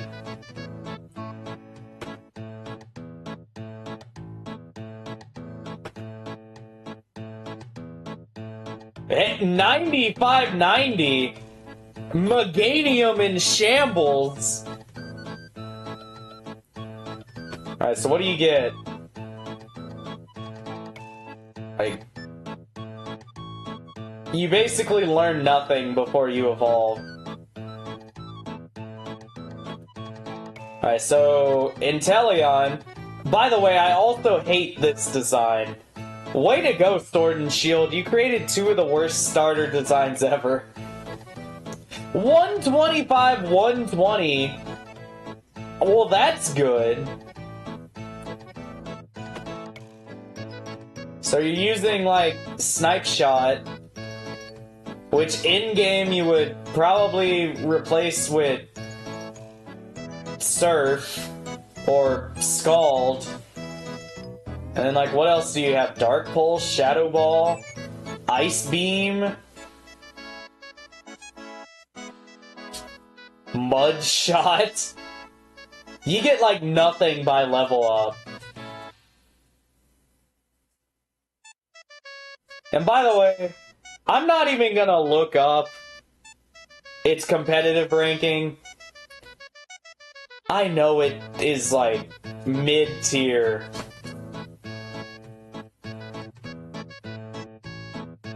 I mean, it does okay in the game it's in. Maybe, like, above Tepig. I like Tepig more, though. You get to go there.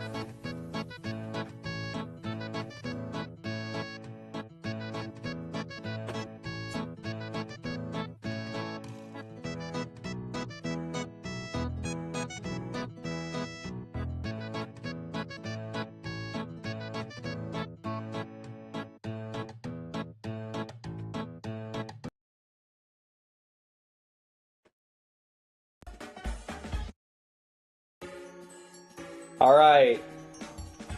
I don't have a lot of time left to stream, so we're gonna do the Paldea speed run. Now, in the Paldea region, you get these choices of starters. You get Sprigatito, a fast, physical attacking, grass dark type with auto crit Razor Leaf. And it's also really good and competitive.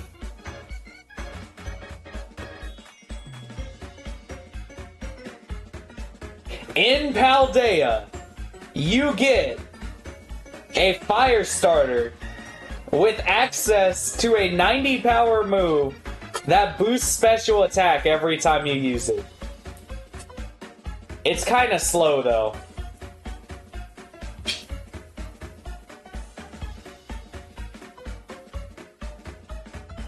Honestly, this is better in-game than Monkey, right? And finally, Man, I hate this thing. Alright, that's the list! No, I'm joking. We'll rank it. Quaxly's also really broken. Probably, like, below these guys. Man, S tier is really full. So Quaxly gets a really powerful combo. It gets Aqua Step plus Moxie. So Aqua Step gives you +1 speed and +1 attack for every time you knock out an opponent. Well, Moxie gives you +1 attack. Aqua Step gives you +1 speed. So if you KO with Aqua Step, you get a Dragon Dance. Well, that's balanced. So, I mean, that's really all I have to say about the Paldea starters. They're all incredible. S tier. I can't wait for the Gen 10 starters. And I'm sure they're gonna buff Chikorita, Tepig, and Todd Howard when we see them again in Legend ZA. It's gonna be great. Alright, well, that's the list. Thanks for hanging out. I will see you next week.